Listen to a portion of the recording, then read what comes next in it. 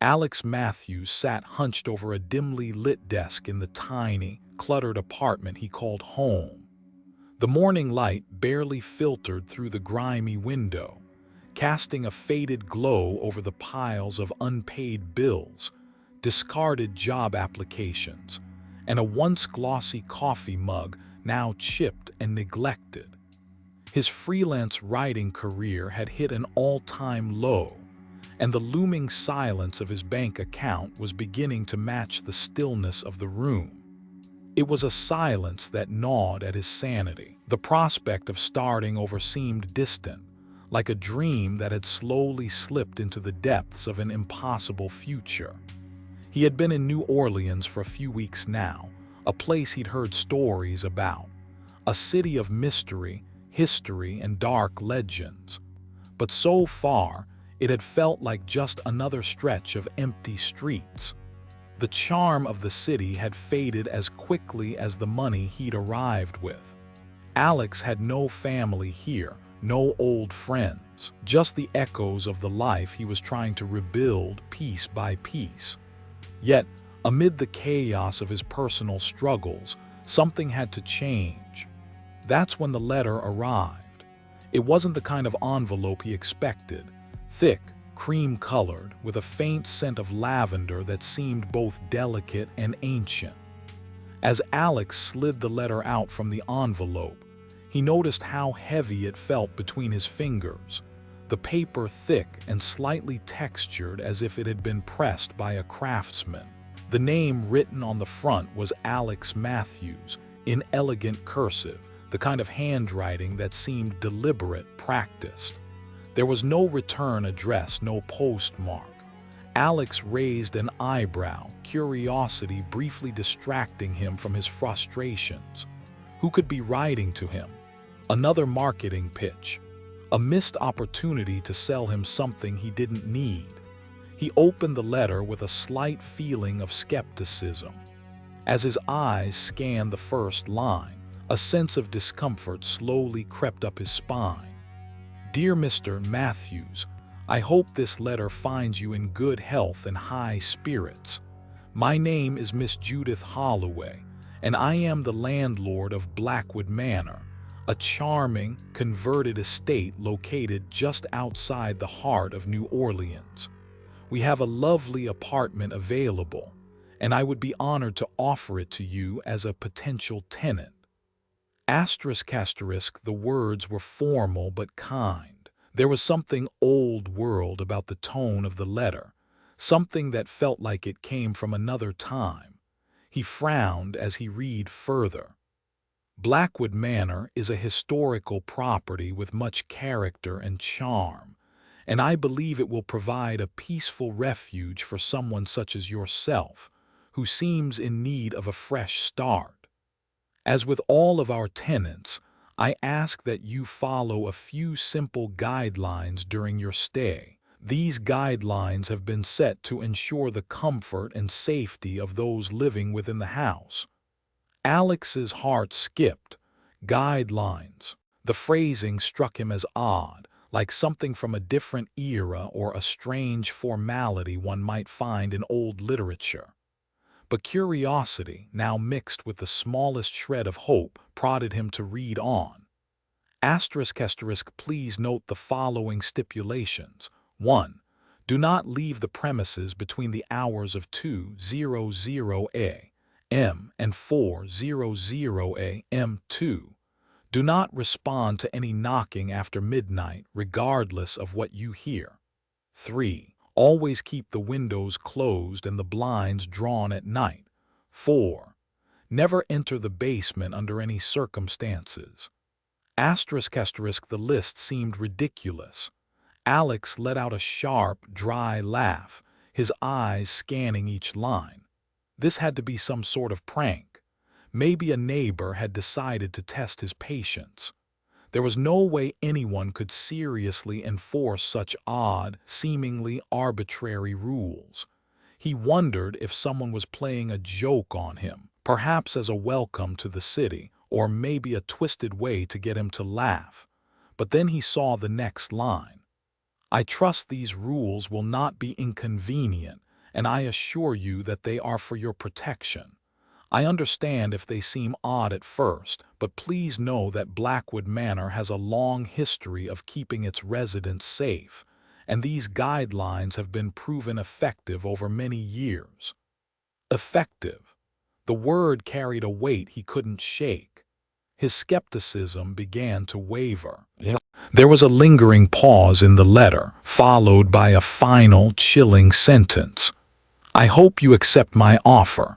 If so, please let me know when you are available to move in, and I will make all necessary arrangements.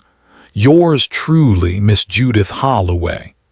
Alex stared at the letter in silence. It didn't feel like an ordinary piece of correspondence. The heavy weight of the paper, the archaic handwriting, the odd, almost formal tone. There was a peculiar sincerity in it that made Alex pause. He had seen so many red flags in his life, but this felt different. He glanced at the address, Blackwood Manor. He had heard rumors about the building, but nothing concrete.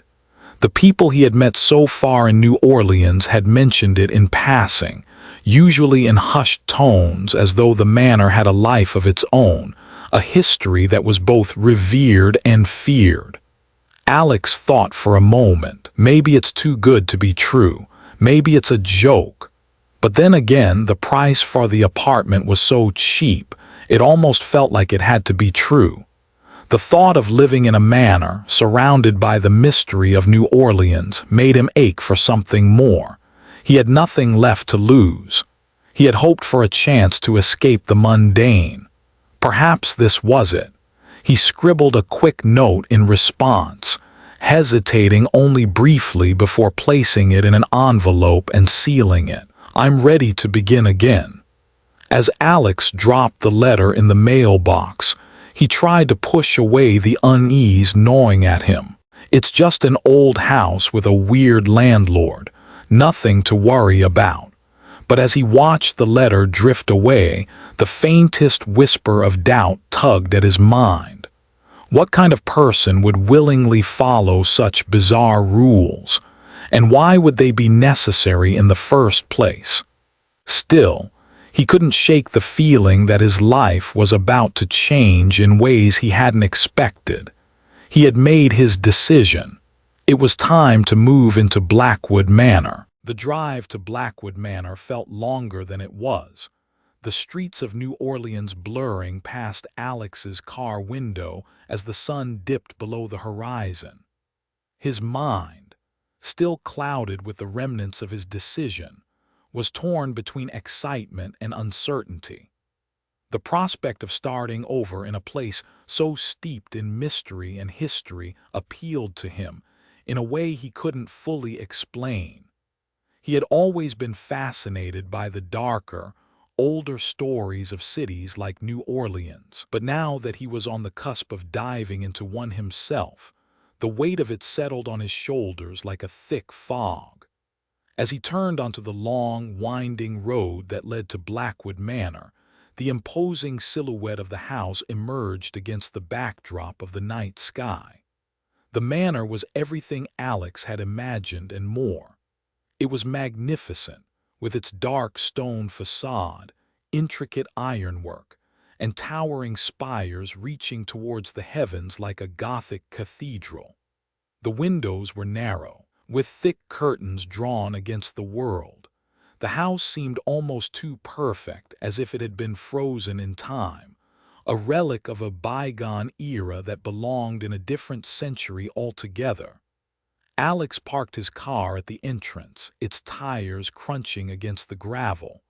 A chill ran down his spine despite the warm evening air. The manor stood silent, unyielding in its grandeur, as though it had been waiting for him.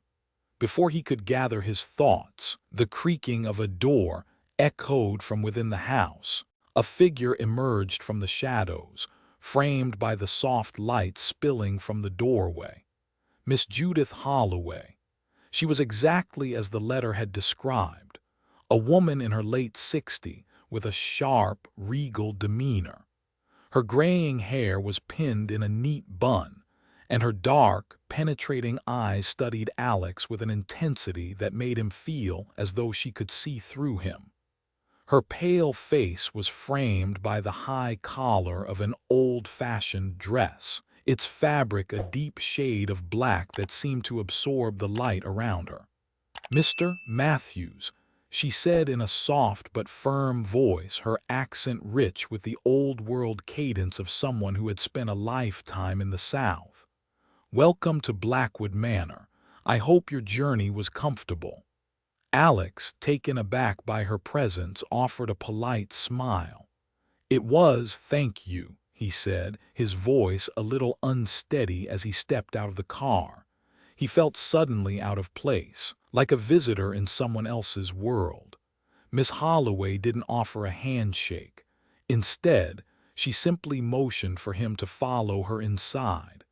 "Please come in. I'm sure you'll find the house quite to your liking." As Alex crossed the threshold into the manor, he felt a strange shift in the air.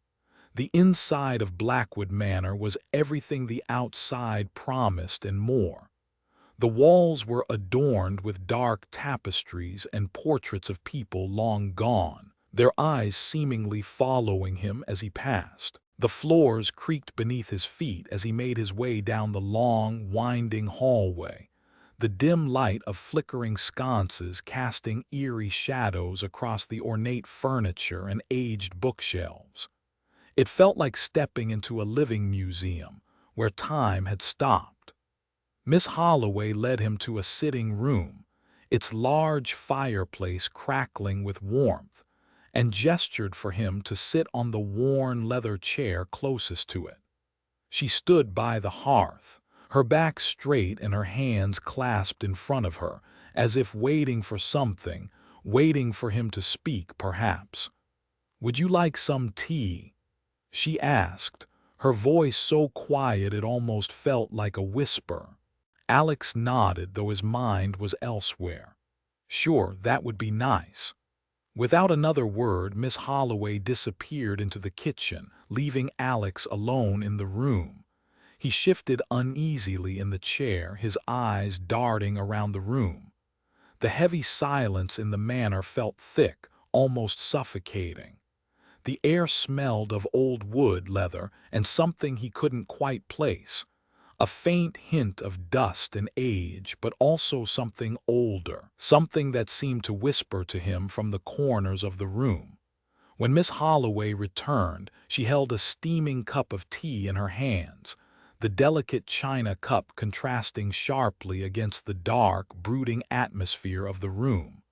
She set the cup down in front of him without a word and took a seat across from him. Alex took a tentative sip, savoring the warmth but still feeling the weight of her gaze. Then, without warning, she produced a small, yellowed envelope from the folds of her dress. She slid it across the table towards him with a deliberate motion, her eyes never leaving his. "The rules of Blackwood Manor," she said simply. "I trust you'll follow them closely. It's for your own safety and well-being." Alex frowned, reaching for the envelope, but before he could open it, Miss Holloway's voice stopped him. "These rules are not to be taken lightly," she continued, her tone becoming more serious. "The house has a history, a long and complicated one. The guidelines are for your protection, and they have kept residents safe for generations." The seriousness in her voice sent a shiver down Alex's spine. He had expected some kind of formalities, but the way she spoke made him question what exactly he had gotten himself into. His fingers hesitated over the envelope as he looked at her. "What kind of history are you talking about?" Miss Holloway's gaze flickered for a moment, a shadow passing over her face. "That," she said softly, "is not something I can explain in one sitting, but you'll learn soon enough." Alex didn't push further. He simply opened the envelope and pulled out a single sheet of paper, folded neatly. The typewriter font was old-fashioned, the edges of the paper slightly frayed with age. The rules were simple at first glance, but as he read them, a growing sense of unease settled into his chest. The first rule was harmless enough. Do not leave the premises between 2:00 a.m. and 4:00 a.m. The second, do not respond to any knocking after midnight, regardless of what you hear. The third, always keep the windows closed and the blinds drawn at night.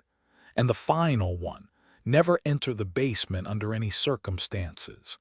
They seemed ridiculous, but the gravity in Miss Holloway's voice as she recited the guidelines gave them a weight that was hard to ignore. "These are for your safety, Mr. Matthews," Miss Holloway said again, her voice low and unyielding. "The house has a certain presence, and it requires respect. These rules are the only things that can protect you from it." Alex placed the paper down slowly, his fingers trembling slightly. "What is this? Presence? What exactly do you mean by that?" he asked, his voice betraying a hint of uncertainty. Miss Holloway looked at him for a long moment as if weighing her words carefully. "That is something you must discover for yourself. All I can tell you is that those who live here must respect the house's rules. Failure to do so—" She trailed off, her eyes narrowing as she studied him. "Failure to follow them has never ended well for anyone." The silence that followed felt heavy, suffocating even. Alex sat there, staring at the rules in front of him, as his mind raced with questions he was too afraid to ask. He glanced back at Miss Holloway, but she was already standing, her back to him as she looked out of the window toward the darkening night. "I trust you'll follow them, Mr. Matthews," she said, her voice as firm as ever. "We wouldn't want any accidents." Alex forced himself to stand, the weight of her words pressing down on him. He had made a decision to come here, and he wasn't about to turn back now. But something about the manor, something in the air, told him that this was no ordinary place, and that the rules, however strange, were not just words on paper. They were his only chance at survival. As he made his way to his new room, Alex couldn't shake the feeling that Blackwood Manor was watching him, its eyes hidden behind the walls, waiting. The first night in Blackwood Manor was quieter than Alex had anticipated. As the evening wore on, the warmth of the hearth faded, and a strange chill began to settle in the manor. The air felt thick, almost suffocating, and though the house was grand and beautiful, there was an undeniable sense of isolation that Alex couldn't shake. He sat in the spacious living room, staring into the fire as its orange glow flickered and danced across the dark wooden beams above. The house, though large and ornate, felt strangely empty, as if it had once been filled with life but now only echoed with the remnants of its past. Alex hadn't expected much company. He'd moved here alone, after all. But there was something about the vastness of the manor that made him feel smaller, swallowed up by the shadows that seemed to creep along the walls. Every creak of the floorboards, every gust of wind rattling the old windows, seemed to amplify his sense of solitude. He had spent the afternoon unpacking, trying to make the space feel like home. But now, with the sun gone and the manor sinking into darkness, the weight of it all pressed down on him. It wasn't just the loneliness, it was something deeper, something heavier. The house, despite its beauty, felt alive in a way that made him uneasy. He couldn't explain it, but the walls seemed to be watching him, waiting for something. The clock on the mantel struck midnight, the slow, echoing chimes reverberating through the house, and Alex felt his heart race a little. His mind flashed to the rules Miss Holloway had given him earlier that day. Do not respond to any knocking after midnight, the second rule had read. He hadn't thought much of it earlier, brushing it off as superstitious nonsense. But now, Alone in the house, the words seemed to linger in his mind, gnawing at him. He stood up, walked over to the window, and pulled the curtains aside just enough to peer out into the moonlit yard. The sprawling grounds were vast, the grass swaying gently in the breeze, but there was nothing out of the ordinary. No sounds, no movement. Just the eerie quiet of a house that seemed to be holding its breath. Sighing, Alex moved back to the couch and reached for the remote to turn on the television. He flicked through the channels, hoping for something to distract him, but the silence around him grew more oppressive with every passing second. The television's static hum was the only sound, and it felt strangely distant. Then, without warning, a new sound broke the silence. It was a soft scratching, like nails against wood, coming from the walls. Alex froze. His hand hovered over the remote, his heart suddenly thumping louder in his chest. He listened intently, trying to locate the source. The sound wasn't loud, but it was distinct. A deliberate scratching, rhythmic like a person or an animal attempting to claw its way through the walls. Alex swallowed, his throat dry, his mind racing. It could just be the house settling right. Old buildings like this creaked and groaned. Maybe it was rats in the walls. He tried to dismiss the thought, but the sound grew louder, closer. He stood up, the hair on the back of his neck prickling. It's just old wood, he told himself. Just the house. It's not anything real. But as he paced the room, he couldn't shake the feeling that something was off. There was something unnatural about the way the scratching was timed, like it was deliberate, purposeful. He glanced nervously at the clock. It was 12:15 a.m. Just the house settling, he repeated, but this time there was no comfort in the words.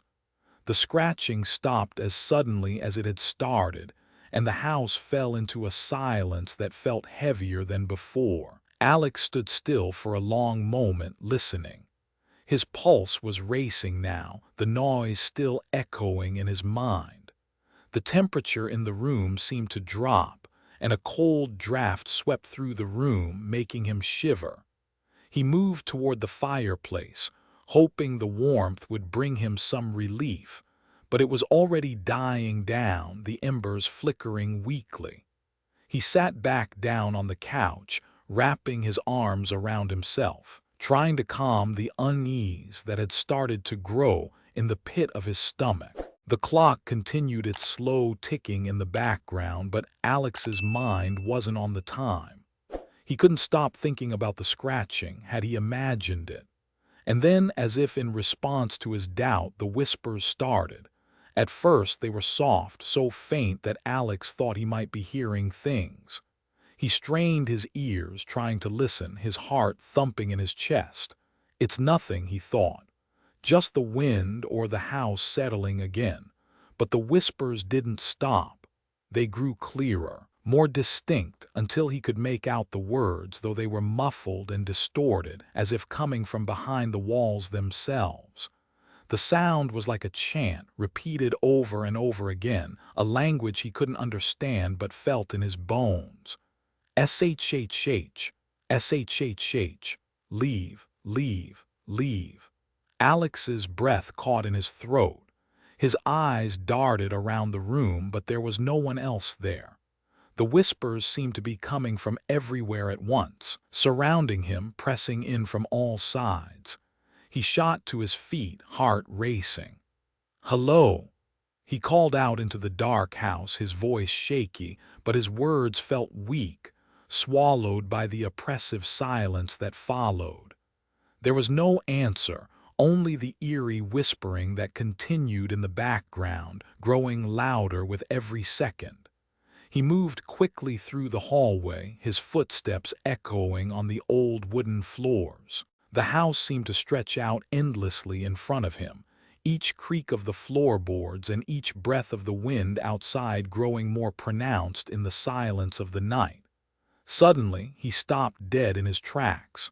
The sound of footsteps, slow, deliberate, came from upstairs. They were faint but unmistakable.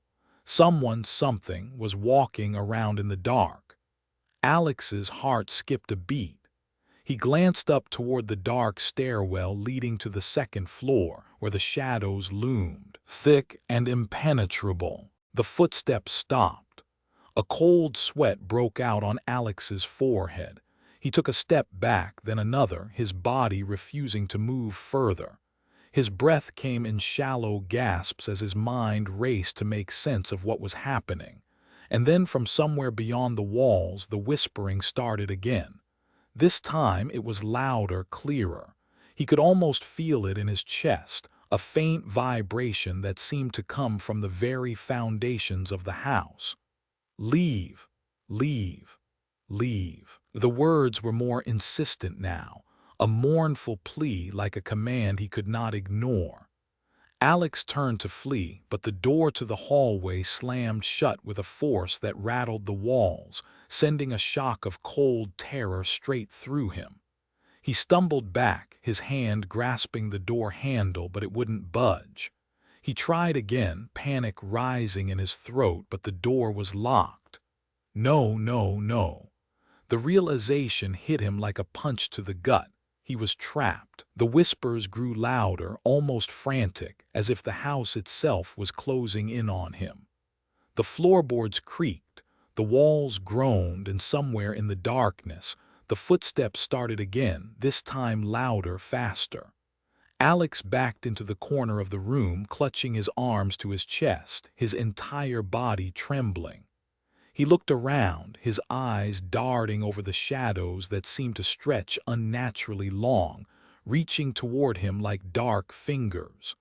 The knocking started. It was soft at first, barely audible, like someone tapping at the door from the other side. But as it continued, it grew louder, more insistent, rhythmic. 3 knocks, a pause, 3 knocks, a pause. Alex could feel the hairs on the back of his neck rise, his stomach twisting in knots. He stared at the door, unable to tear his eyes away. Every instinct screamed at him to ignore the knocking, to follow the rule. But something in him, something primal, urged him to open the door. What is it? What is out there? His pulse pounded in his ears as the knocking continued. His fingers trembled as he reached for the door handle again. It was as if the house itself was daring him to break the rule. And as the last knock sounded, a soft voice, cold and clear, whispered from the other side of the door, "Help me." Alex recoiled, the breath leaving his body in a single, sharp gasp. The voice was too real, too desperate. He could feel the cold seep through the door like a wave, chilling him to the bone. He could no longer tell if he was being haunted by the house or by his own fear. The morning after Alex's unsettling first night at Blackwood Manor was quieter than he expected, though the air still felt thick, as if the house itself was holding its breath. Alex rubbed his eyes and stretched, his body aching from the tension that had gnawed at him all night. Despite the eerie feeling that still lingered, he forced himself to continue unpacking. He couldn't afford to let the fear take over, not yet. He had to make this place feel like home. As he walked through the empty halls, a strange sensation crept up on him. The house felt different. The air was colder in some rooms, colder than he expected it to be, even though the heating system had been running throughout the night. He passed through the sitting room where he had been sitting last night, and the floorboards creaked again under his weight, but this time it wasn't the usual groan of an old house settling. It was a sharp, unnatural snap. Alex stopped in his tracks, his foot hovering above the next step. He bent down to examine the floor, but found nothing. Just the same dark hardwood, worn and smooth from years of use. Still, a sense of unease settled over him as he resumed walking down the hall. The manor seemed to shift subtly around him. It felt as though it was alive, adjusting itself to his presence, creaking and groaning in places he hadn't noticed before. The faint drafts that slipped through the cracks in the windows now felt colder, more deliberate, as if they were guiding him down paths he didn't want to follow. Alex stopped by the kitchen, opening the refrigerator door and rummaging through it for something to eat. The cold air from inside the fridge hit his face like a slap, and he took a deep breath. He needed to calm down. He couldn't let the house get to him. He was just tired, that's all. But when he looked out the window, he saw it, the thick fog that had rolled in from the bay, swallowing up the garden outside. The fog seemed to linger longer than it should have, seeping closer to the house as if it had been waiting for him. He shook the thought out of his head, grabbing a piece of stale bread. It was ridiculous. He was just being paranoid. As he chewed, Alex decided to revisit the letter that Miss Holloway had left for him. He had set it aside yesterday in his confusion, but now, with the eerie atmosphere of the house weighing on him, he felt the need to review the rules again. Maybe they held some key to understanding what was going on. Maybe there was more to them than he realized. He pulled the envelope from his bag, the crisp paper feeling heavier than he remembered. The old-fashioned typewriter font looked more sinister under the light of the kitchen, the inked words now seeming more deliberate, more imposing. He scanned the list of rules, the ones that had seemed so absurd just the day before, but now the weight of them felt heavier. 1. Do not leave the premises between 2:00 a.m. and 4:00 a.m. Alex furrowed his brow. The rule still felt ridiculous. He could understand not leaving the house at night. Many old homes had strange, unspoken customs. But there was something unsettling about this guideline. Why those hours? He shook his head, dismissing the thought as paranoia. 2. Do not respond to any knocking after midnight, regardless of what you hear. That one hit him hard. His mind flashed back to the previous night, the desperate knocks on the door, the chilling voice of a child. He felt a cold shiver run through him, and for the first time he wondered if the rules weren't just eccentricities. They felt like warnings. Warnings of what, he thought. What could possibly happen if I responded to knocking after midnight? 3. Always keep the windows closed and the blinds drawn at night. This rule seemed oddly specific. Always. What would happen if the windows were left open for a while? He wasn't sure if it was the house or his own mind, but he felt the weight of it now. The shadows outside seemed more oppressive, more inescapable, as if the house was closing in on him. He shuddered and ran his hand through his hair. It's just superstition, he told himself. 4. Never enter the basement under any circumstances. This one was the most straightforward, but also the most unsettling. He had already passed the basement door several times and had felt the faintest tug of curiosity, but there was something about the door that made him uneasy.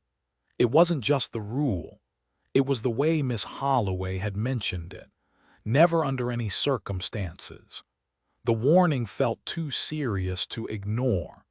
Alex's fingers lingered on the edge of the paper as he reread the list. His stomach churned as the implications started to settle in. The rules were too specific. They weren't just guidelines. They were boundaries drawn carefully around him like a trap. He set the letter aside, his mind racing. The air in the kitchen felt suddenly thick, pressing in on him from all sides. He hadn't noticed it earlier, but now the sense of discomfort was undeniable. It was the house. It had to be. Everything about it felt wrong. A sudden sound broke the tension. A soft click like a door closing somewhere upstairs. Alex stood still, his heart racing. The house was too quiet. He had been here for less than 24 hours, but it felt as though he'd already lived a lifetime within these walls. The creaks of the floorboards, the whisper of the wind, these weren't just the sounds of an old house. They felt like watching, like the house itself was aware of him, waiting for him to make a mistake. Then, something else caught his eye, the small wooden door that led to the basement. He hadn't given it much thought until now, but as his gaze lingered on it, he felt the undeniable pull of curiosity. The door was partially ajar, just enough to show a sliver of the darkness beyond. What was down there? He stepped toward it, his hand brushing the cold brass knob, but as soon as his fingers touched it, a sharp chill ran up his spine. The floorboards creaked behind him. He turned quickly, his breath caught in his throat, but there was nothing. The house was still. It was at that moment that the unease in the pit of his stomach bloomed into something else, fear.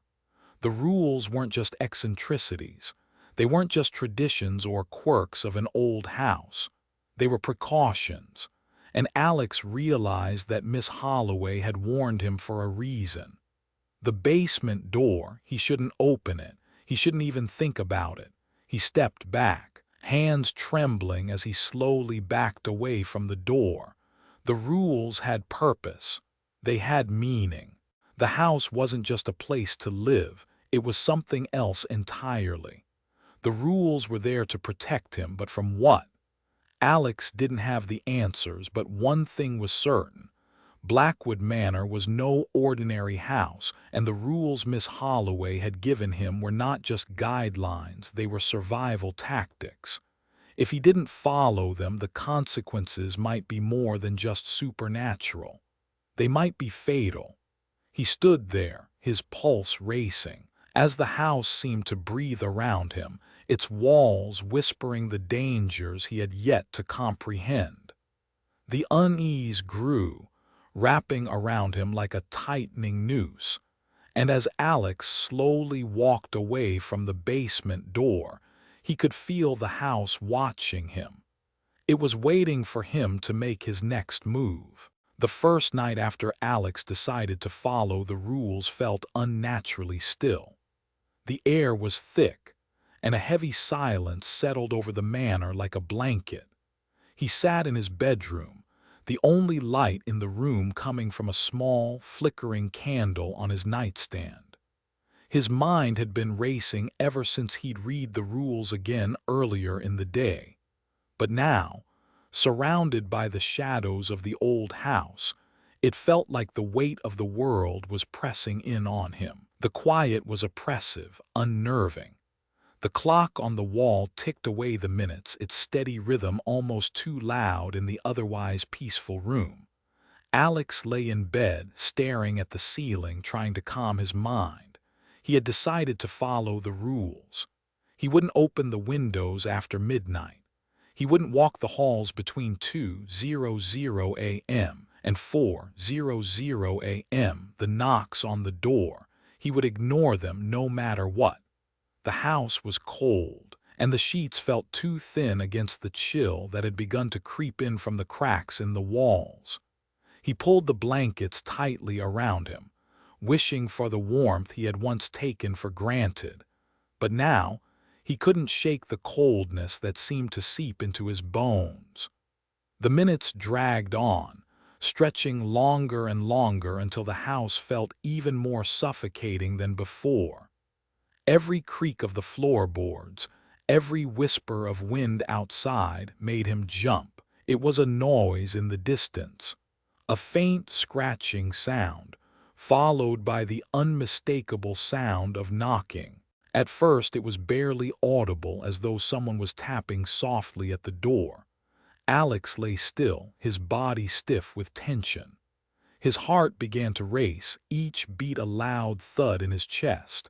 He thought it might be his imagination, just the house settling perhaps. He tried to ignore it. He was following the rules. No answering knocks after midnight. He squeezed his eyes shut, hoping the sound would go away. But then it came again, a little louder this time.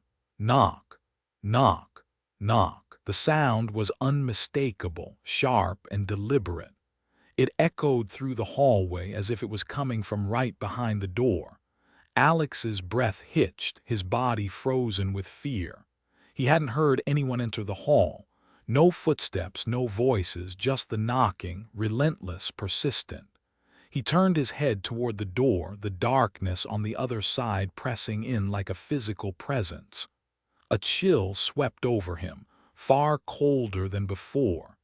His hand clenched around the edge of the blanket, his knuckles white.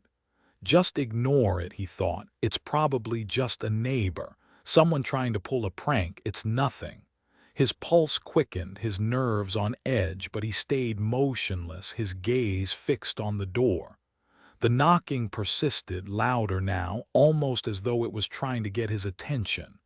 Each knock felt like a small shock, reverberating through the walls. Then the knocking stopped. For a fleeting moment, Alex felt a sense of relief. But before he could gather his thoughts, a voice, soft and trembling, whispered from the other side of the door, "Please, I need help." Alex's heart skipped a beat. His breath caught in his throat, and the weight of the voice struck him like a cold wave. It sounded like a child, a young girl, maybe no older than 8 or 9. Her voice trembled, cracking with fear. "I'm lost. Please, help me. I can't find my way out." Alex's stomach twisted into a tight knot. A child. Why would a child be out here in the middle of the night? The words rang in his mind like an alarm, but his body refused to move. He knew the rules. The letter had warned him about responding to any knocks after midnight. He couldn't open the door, but the voice. It was so real, so desperate. The plea for help pulled at something deep inside him, a thread of empathy he couldn't ignore. He knew he should follow the rules. He had read them 100 times, but this was different. The voice sounded so terrified, so alone. "It's just a child," he thought. "I can help her. It's fine, just this once." He reached for the door handle, his fingers trembling as they hovered just above it. His mind raced, torn between the warnings of the house and his own desperate desire to help the child on the other side. What if she's really in trouble? What if I can't live with myself if I don't help her? But as his hand hovered above the handle, he remembered Miss Holloway's words, cold and clear. "Do not respond to any knocking after midnight, regardless of what you hear." Alex paused, his breath shallow. The air in the room seemed to grow colder, the temperature dropping rapidly until his breath misted in front of him. It wasn't natural. The cold felt wrong, like something was closing in. Something dark. He felt his resolve falter. The knocking had stopped, but now the child's voice spoke again, quieter this time, almost like a whisper through the door. "Please, I know you're in there. I'm so scared. I don't want to be alone." A sense of dread crawled up Alex's spine. The voice was not just scared, it was pleading. His heart raced as he gripped the door handle harder, his body locked in indecision. What if this is real? What if I can help her?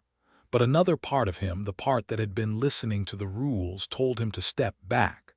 The warnings echoed in his mind louder than the voice. Do not answer the knock. Do not open the door. His breathing became ragged, his chest tightening as fear clawed at him. The child's voice, soft and desperate, continued its plea. But Alex could feel the weight of the rules pressing down on him, like a hand on his shoulder, reminding him that ignoring them could lead to something far worse. Something he didn't understand. His instincts screamed at him to ignore the voice, to lock the door, and to pretend like nothing had happened. So, despite every fiber of his being wanting to rush to the door and help, Alex stepped back slowly, his hand shaking as he dropped it from the handle. He backed away, his heart pounding in his ears, and made himself turn around, walking back toward his bed. The voice lingered in his ears, the sound of desperate, pleading words echoing through his mind. "Please let me in. I'm so cold." The house grew colder still, the walls feeling like they were closing in. The silence stretched out, heavy and suffocating. The knocking ceased, but the presence on the other side of the door didn't. It lingered, pressing against him like a weight in the air, the chilling sensation seeping into his skin. Alex crawled back under the blankets, pulling them tight around him, trying to shield himself from the darkness. He lay there, his heart still racing, his body cold with sweat. He kept his eyes tightly shut, willing the voice to go away. The cold was unbearable. The whispers were gone, but something still felt wrong. His mind was filled with images of the child, her face pressed against the door, her eyes wide with fear. He couldn't shake the image of her pleading for help. It was as if the whole house was holding its breath, waiting for him to break, waiting for him to make the wrong choice. But Alex didn't respond. He couldn't. As he lay there, the sound of his own heart pounding in his chest filled his ears.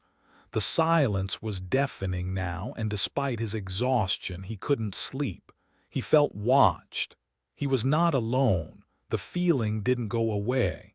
And the house seemed to be waiting for him to make a mistake. The days after the knocking incident felt like a blur to Alex. Each one passed in a strange mixture of tension and confusion, his mind clouded by the events he could neither explain nor ignore. His sleep was fitful, broken by nightmares of children's voices, knocking at his door, pleading for help. Each time he awoke, drenched in cold sweat, the haunting sense that something was watching him never fully dissipated. It was as though Blackwood Manor had become a place he couldn't escape. The walls felt too close, the shadows too deep, and the more he tried to dismiss his paranoia, the more the house seemed to prove him wrong. One afternoon, Alex decided to venture into the attic. He had been putting it off for days, mostly out of dread. The attic was the one place he hadn't yet explored, the one area that seemed untouched by the rest of the manor's mystery. He needed to keep his mind occupied, to focus on something, anything that would ground him. It was the only way he could avoid losing himself to fear. The door to the attic was stiff, its heavy frame creaking as Alex pulled it open. The smell of old wood and dust filled his lungs as he stepped inside. The attic was exactly what he expected, dimly lit by a small, round window on the far wall, filled with forgotten relics of the manor's past. Stacks of old furniture, dusty trunks, and cobweb-covered shelves lined the walls. There were countless boxes scattered around, and the ceiling slanted sharply above him, making the space feel even more claustrophobic. Alex pushed his way through the narrow aisle between the boxes, trying to avoid stepping on anything fragile. As he moved deeper into the room, something caught his eye: a stack of old newspapers, their yellowed edges peeking out from behind a large chest near the far corner. His curiosity piqued. He approached the pile and carefully pulled the top newspaper from the stack. The headline read, "Mysterious Disappearance at Blackwood Manor Tenant Vanishes Without a Trace." His stomach clenched as he stared at the bold letters. The date printed beneath the headline was from just 6 months ago. He scanned the article quickly, heart racing. It described the disappearance of a young woman named Jennifer Walsh, who had been living in the manor for less than a year before vanishing without a trace. According to the report, her disappearance was even more bizarre because nothing in her apartment had been disturbed. Her personal belongings, her keys, even her purse were all left behind. Alex's pulse quickened as he read on. The police had no leads. The only thing they found was a strange, faint scent of something metallic in her apartment, something that had never been identified. The article was short and vague, the details sparse, but the implication was chilling. No one knew where Jennifer had gone, and the case remained unsolved. Alex couldn't stop himself. He pulled another newspaper from the pile, then another and another. The further he read, the deeper his unease grew. Each headline was eerily similar to the last. David Price disappears from Blackwood Manor, all belongings left behind, disappearance of Timothy Chen stuns neighbors. No evidence found. Tenant Marcus Webb leaves without notice. Building left in eerie silence. Every few years, it seemed, another tenant would vanish, their departure marked by the same disturbing pattern. All their personal belongings left behind. No signs of struggle and no explanation as to what had happened to them. The most recent disappearance, 6 months ago, was part of a long line of unsettling events, an unbroken string of disappearances stretching back over decades. But what really made Alex's blood run cold was the date.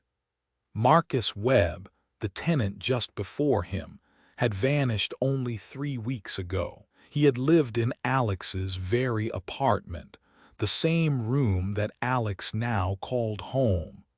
And like the others, he had left without a trace. The days after the knocking incident felt like a blur to Alex. Each one passed in a strange mixture of tension and confusion, his mind clouded by the events he could neither explain nor ignore. His sleep was fitful, broken by nightmares of children's voices, knocking at his door, pleading for help. Each time he awoke, drenched in cold sweat, the haunting sense that something was watching him never fully dissipated. It was as though Blackwood Manor had become a place he couldn't escape. The walls felt too close, the shadows too deep, and the more he tried to dismiss his paranoia, the more the house seemed to prove him wrong. One afternoon, Alex decided to venture into the attic. He had been putting it off for days, mostly out of dread. The attic was the one place he hadn't yet explored, the one area that seemed untouched by the rest of the manor's mystery. He needed to keep his mind occupied, to focus on something, anything that would ground him. It was the only way he could avoid losing himself to fear. The door to the attic was stiff, its heavy frame creaking as Alex pulled it open. The smell of old wood and dust filled his lungs as he stepped inside. The attic was exactly what he expected, dimly lit by a small, round window on the far wall, filled with forgotten relics of the manor's past. Stacks of old furniture, dusty trunks, and cobweb-covered shelves lined the walls. There were countless boxes scattered around, and the ceiling slanted sharply above him, making the space feel even more claustrophobic. Alex pushed his way through the narrow aisle between the boxes, trying to avoid stepping on anything fragile. As he moved deeper into the room, something caught his eye. A stack of old newspapers, their yellowed edges peeking out from behind a large chest near the far corner. His curiosity piqued. He approached the pile and carefully pulled the top newspaper from the stack. The headline read, "Mysterious Disappearance at Blackwood Manor Tenant Vanishes Without a Trace." His stomach clenched as he stared at the bold letters. The date printed beneath the headline was from just 6 months ago. He scanned the article quickly, heart racing. It described the disappearance of a young woman named Jennifer Walsh, who had been living in the manor for less than a year before vanishing without a trace. According to the report, her disappearance was even more bizarre because nothing in her apartment had been disturbed. Her personal belongings, her keys, even her purse were all left behind. Alex's pulse quickened as he read on. The police had no leads. The only thing they found was a strange, faint scent of something metallic in her apartment, something that had never been identified. The article was short and vague, the details sparse, but the implication was chilling. No one knew where Jennifer had gone, and the case remained unsolved. Alex couldn't stop himself. He pulled another newspaper from the pile, then another and another. The further he read, the deeper his unease grew. Each headline was eerily similar to the last. David Price disappears from Blackwood Manor, all belongings left behind, disappearance of Timothy Chen stuns neighbors. No evidence found. Tenant Marcus Webb leaves without notice. Building left in eerie silence. Every few years, it seemed, another tenant would vanish, their departure marked by the same disturbing pattern. All their personal belongings left behind. No signs of struggle and no explanation as to what had happened to them. The most recent disappearance, 6 months ago, was part of a long line of unsettling events, an unbroken string of disappearances stretching back over decades. But what really made Alex's blood run cold was the date. Marcus Webb, the tenant just before him, had vanished only 3 weeks ago. He had lived in Alex's very apartment, the same room that Alex now called home. And like the others, he had left without a trace. The days that followed Alex's discovery in the attic were marked by an escalating unease. Every creak of the floorboards, every whispered gust of wind seemed to carry the weight of the manor's dark history. He couldn't shake the feeling that he was being watched, that the house itself was listening, waiting for him to make the wrong choice. And yet, despite the growing tension, he couldn't bring himself to leave. The allure of Blackwood Manor was too powerful, too all-consuming. But something had to give. The weight of the unanswered questions pressing against him became too much to ignore. The mysterious disappearances, the odd rules, the strange sensations in the air, it all felt like pieces of a puzzle that Alex was desperate to solve. The entity Miss Holloway had warned him about, the secrets hidden in the basement, the symbols, the strange rules, everything was beginning to align in a way that filled him with dread. It was time to confront Miss Holloway. That evening, after the sun dipped below the horizon and the manor settled into its usual nocturnal stillness, Alex made his way downstairs. The house seemed to hold its breath as he walked, the shadows stretching long in the hallways. He knew exactly where to find her, the sitting room where she spent most of her time. As he approached the door, he hesitated, the weight of the confrontation settling on his shoulders. He had never been one for confrontation, but something inside him told him that if he didn't ask the questions now, the answers would never come. With a steadying breath, he knocked once on the heavy wooden door. "Come in, Mr. Matthews," came Miss Holloway's soft, measured voice from inside. Alex pushed the door open and stepped into the dimly lit room. Miss Holloway sat by the fireplace, the faint glow from the embers casting shadows across her sharp features. Her hands were folded neatly in her lap, her gaze fixed on the fire, though her eyes flicked up as he entered. "Good evening," she said, her tone calm, almost too calm. There was no warmth in her greeting, no sign of surprise that he had come to speak with her. "Miss Holloway," Alex began, his voice firm, though a hint of unease crept into his words. "I need to ask you about the manor, about the history of this place." Her eyes softened slightly, but the air in the room seemed to grow heavier, as though she had been expecting this moment. She set her hands down on the armrests of her chair but didn't speak. She waited for him to continue. "Why didn't you tell me about the disappearances?" Alex asked, the words slipping out before he could stop them. "And the rules, the basement. Why didn't you warn me properly? Why are these rules so strict?" Miss Holloway's lips pressed into a thin line, and for a moment, Alex thought she might not answer him. The silence stretched on, a heavy weight in the air. Finally, she spoke. "You want the truth," she said quietly, her voice barely above a whisper. "You want to know why this house is the way it is." Alex nodded, leaning forward, his eyes fixed on her.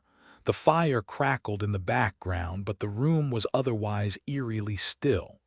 "I knew you would come to me eventually," she continued, her voice laced with an odd sadness.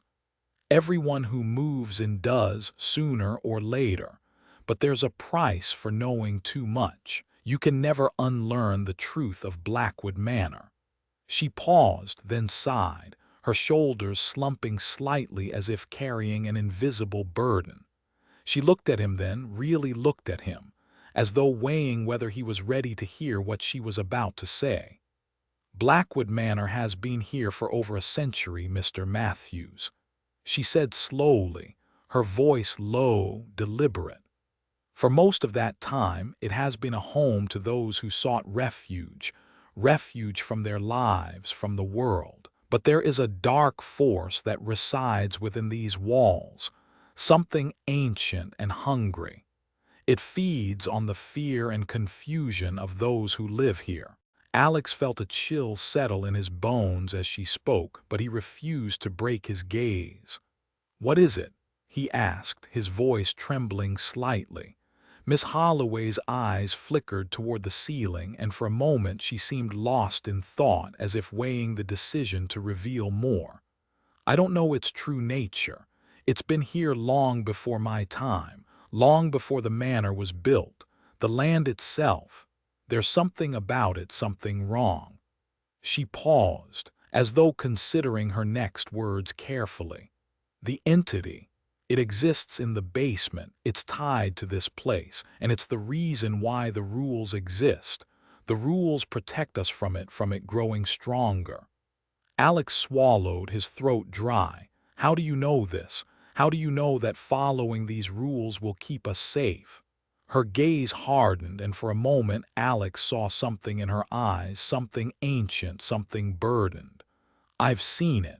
I've seen the disappearances. People have come and gone, year after year, and each one is left with the same fate, vanishing without a trace.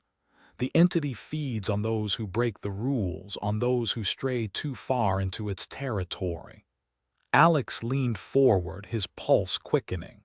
"And what happens to them? What happens to the people who disappear?" "They don't disappear," Miss Holloway said quietly, her voice tinged with sorrow. "They become part of it. The entity absorbs them, their fear, their confusion, and it grows stronger with each soul it takes. But it doesn't just take them, it traps them in the walls, in the basement. Their spirits remain, feeding the entity's power, you could say. They are part of it now." Alex's head spun with the weight of her words. So all these disappearances, the tenants who vanished, they were absorbed by this thing, this entity. Miss Holloway nodded slowly, her face grim. "Yes, and Marcus Webb, the last tenant before you, he knew too much. He started asking questions about the entity, about the history of the house. He tried to confront it, and when he did, it took him, just like all the others." A chill ran through Alex, his breath coming in shallow gasps. "But I'm not like them. I won't make the same mistakes." She gave him a sad smile. "That's what everyone thinks. But the house has a way of breaking you down piece by piece. It tests your will, your strength. And when you let your guard down, when you stop following the rules, it claims you." Alex felt the walls of the room closing in on him. The fire in the hearth crackled, but the warmth seemed to fade away, replaced by a deep, suffocating cold. "And the basement," he whispered. "What's down there?" Miss Holloway looked away, her expression unreadable. "That's where it all began. The entity is strongest there. It resides in the dark, in the unseen, and it's been feeding on the fear of anyone who dares to venture too close. The basement. It's the heart of the house, the source of its power." Alex's pulse thundered in his ears. He remembered the rules, the ones that warned him to never enter the basement under any circumstances. The ones that said no one should open that door. "Why didn't you warn me properly?" Alex asked, his voice breaking. "Why didn't you tell me what was really going on?" Miss Holloway didn't answer right away. She closed her eyes as if trying to shut out the memories that were flooding back. "Because you weren't ready to hear it, Alex," she said quietly. "Because if you knew everything, you wouldn't stay, and I need you to stay. We all need you to stay." Alex's mind reeled. "What do you mean, we all need you to stay? What's going to happen to me if I stay here?" She looked at him with a sorrowful, almost defeated expression. "You have no choice, Alex. The house has already chosen you. It's watching you, waiting for you to break. But if you follow the rules, you'll survive. You'll make it through." The weight of her words hung in the air, and Alex felt the room spin around him. There was so much more to this place than he had ever imagined. The entity, the basement, the disappearances, it all made sense now in a twisted, horrifying way. But as Miss Holloway's words echoed in his mind, Alex couldn't help but feel the pull of the house. Would he break the rules? Would he be the next one to vanish? The shadows in the room seemed to grow darker. And for the first time, Alex wasn't sure if he could trust himself to leave this place. The days that followed his conversation with Miss Holloway were marked by a strange, heavy atmosphere that hung over Blackwood Manor. Alex couldn't shake the feeling that he was being drawn closer to something he didn't understand, a darkness lurking beneath the surface, just beyond his reach. Each creak of the floorboards, every gust of wind, only seemed to deepen his unease. His mind kept drifting back to the basement, to the place where Miss Holloway had warned him never to go, never enter the basement under any circumstances. The rule still echoed in his mind, but now it felt more like a challenge than a warning. It was late one evening when Alex first heard it. A faint sound, scratching, then dragging, as if something heavy was being pulled across the floor in the depths of the house. His pulse quickened, and a cold sweat broke out across his forehead. He tried to ignore it, but the sound grew louder, more insistent, and his curiosity began to gnaw at him. Alex stood by the door that led to the basement. His hand hovered over the doorknob, but he hesitated. The warning from Miss Holloway, "The entity resides in the basement," flashed in his mind. Still, something inside him pushed him forward. His curiosity had always been his driving force, and tonight it overpowered his fear. He needed to know what was down there. He had to see for himself. With a shaky breath, he twisted the knob and slowly pulled open the door. As soon as the door creaked open, an intense wave of cold air rushed out to meet him. It hit him like a slap in the face, the chill so sharp it took his breath away. The temperature was far colder than it had been just moments before, and Alex could see his breath misting in the air. A sense of foreboding settled deep in his chest, but he forced himself to step across the threshold. The basement was dark, save for the faint light spilling in from the hallway behind him. It was an old, cramped space filled with the remnants of a long-forgotten past. Dusty furniture, broken lamps, and cobwebs stretched across the walls like veils. But as Alex's eyes adjusted to the gloom, something else caught his attention. In the far corner of the room stood an ancient mirror. It was tall and narrow, the glass cracked in several places, its once polished surface now dulled with age. The frame was intricately carved with symbols Alex couldn't quite make out in the dim light, but they looked unsettling, sharp angles, twisted curves. As he looked at the mirror, a sense of unease washed over him. It felt wrong. The mirror didn't belong here, and it seemed out of place amidst the broken remnants of the past. Alex took a hesitant step toward it, drawn by an invisible force. As he neared, the temperature in the basement seemed to drop even further, the chill sinking deep into his bones. The hair on the back of his neck stood on end, and his skin broke out in goosebumps. The mirror, despite its age and the cracks that marred its surface, seemed almost alive, pulsing with a strange energy. He stood before it now, staring at his reflection. But the longer he gazed into the mirror, the more he realized something was wrong. His reflection didn't match his movements. It was subtle at first, a slight lag, a delayed movement. But then it became more pronounced. As he turned his head slightly to the left, his reflection stayed still for a moment before it followed. It was as though the mirror was watching him, waiting for him to make the next move. Alex's heart began to race, his breath shallow and quick as the reflection in the glass moved out of sync with his own body. Then, the shadows in the mirror shifted.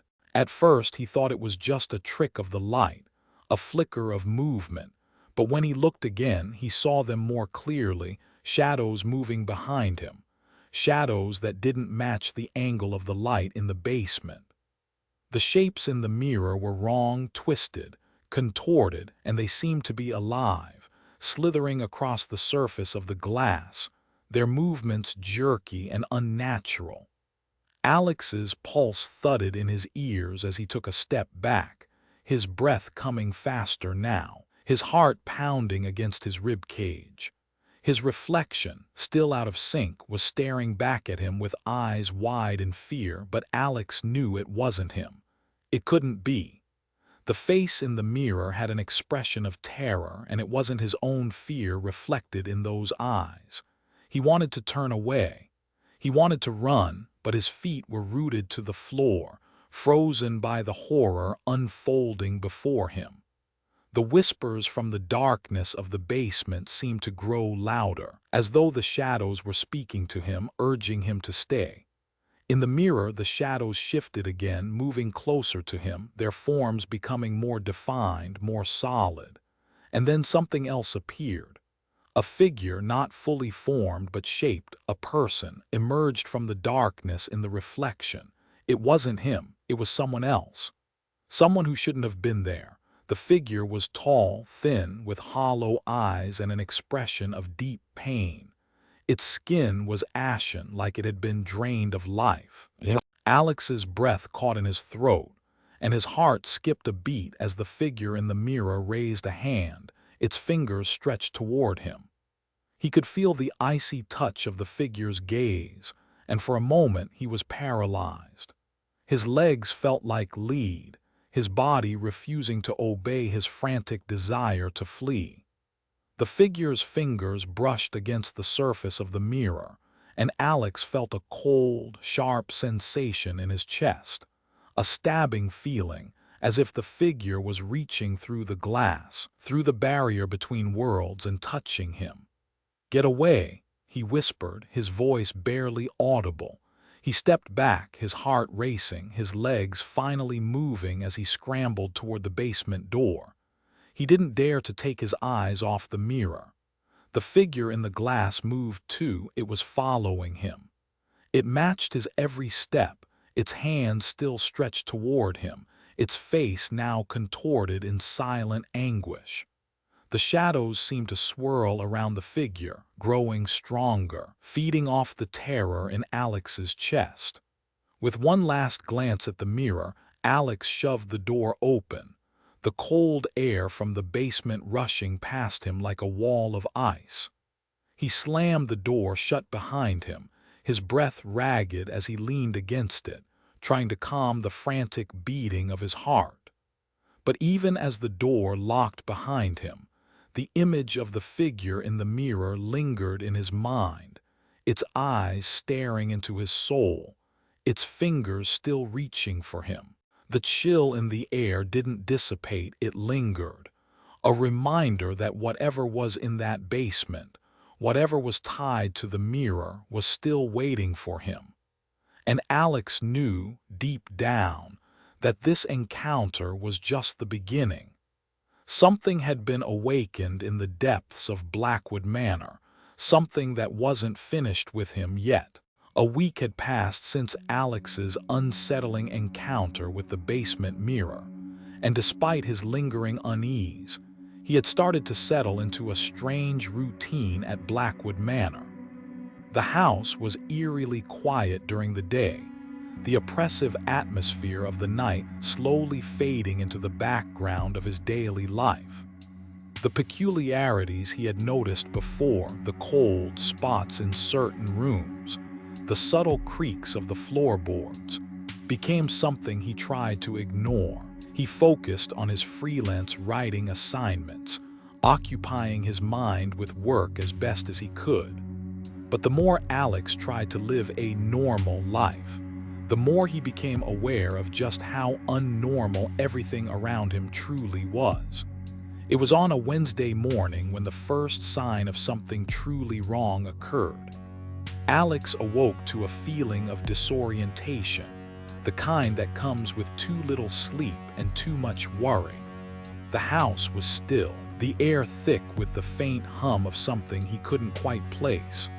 For a moment, he thought he heard the soft whisper of footsteps down the hall, but when he glanced at the clock, it was already 9:00 a.m. The footsteps. They were probably nothing, he told himself.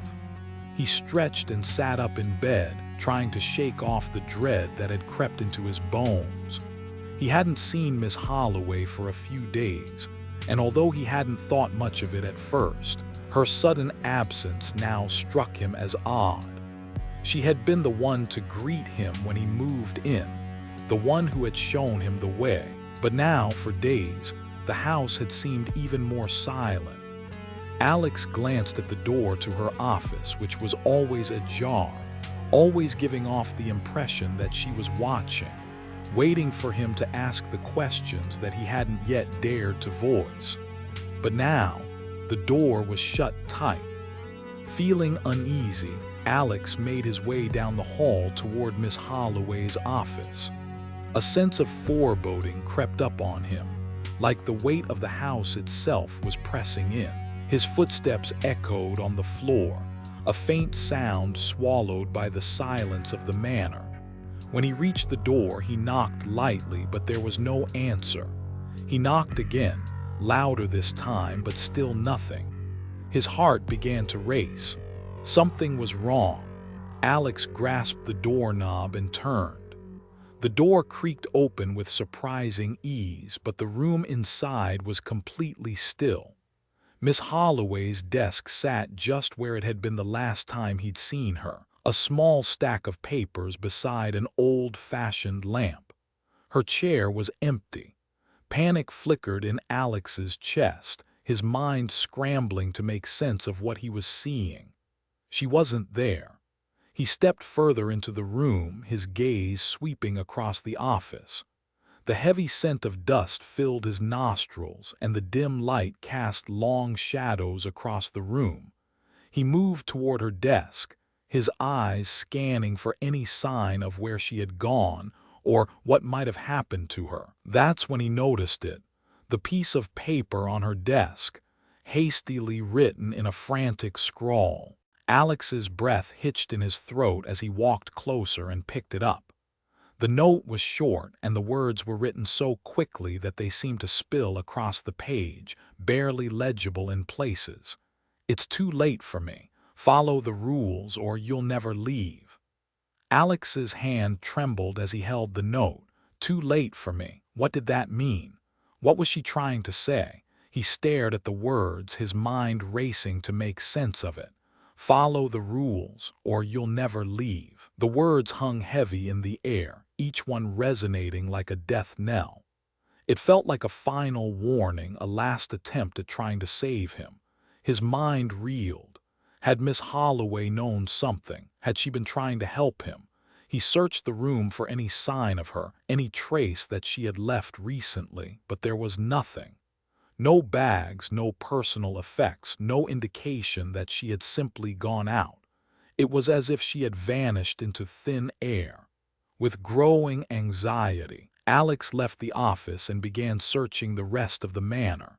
He checked the hallway, the sitting room, the kitchen, and even the basement where he had promised himself he wouldn't go again.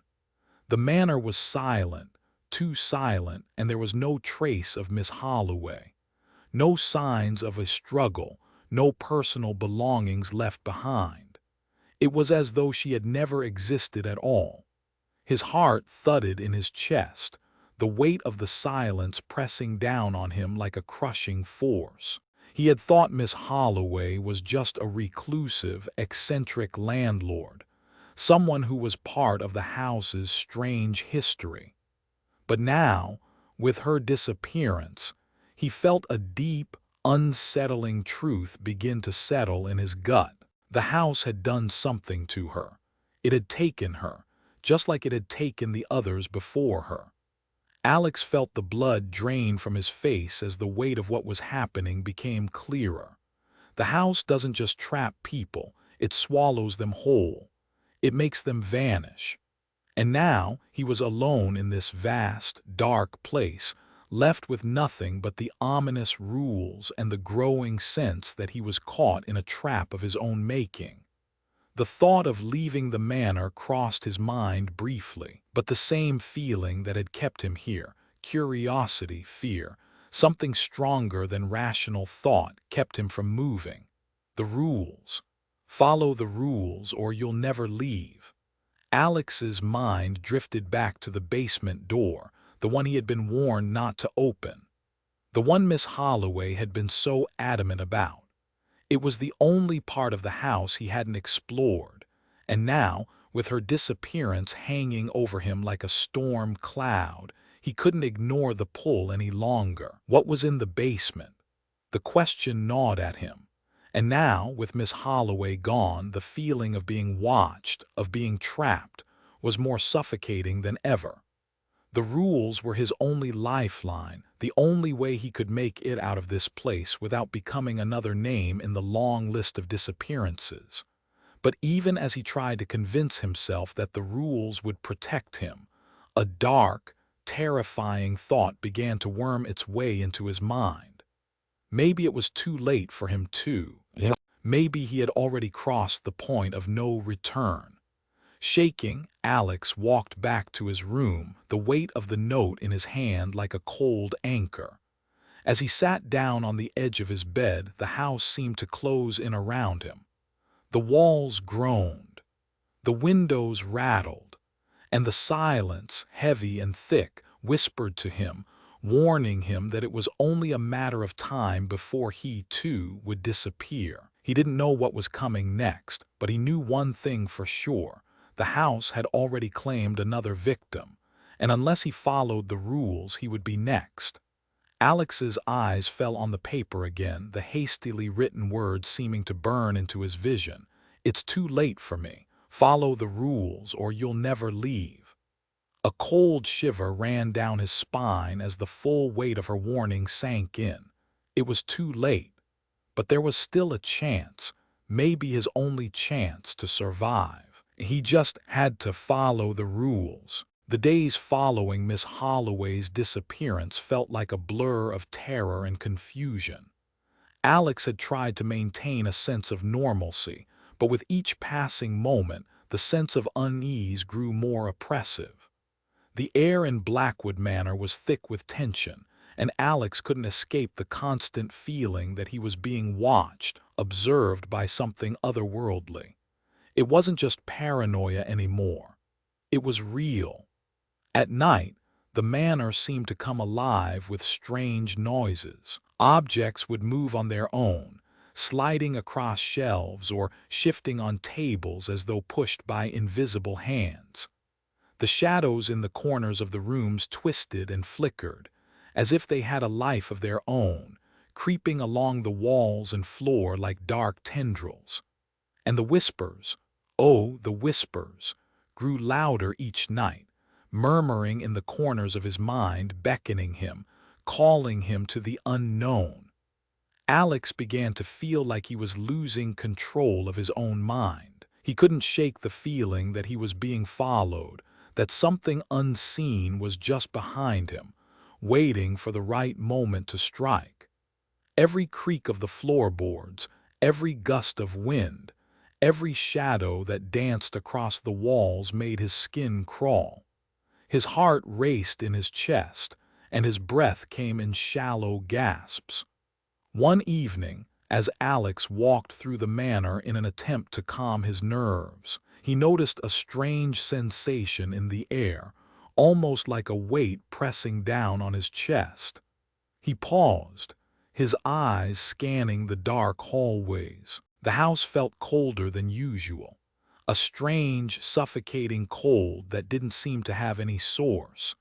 The temperature dropped so quickly that Alex could see his breath in the air, misting before him like smoke. The hair on the back of his neck stood up.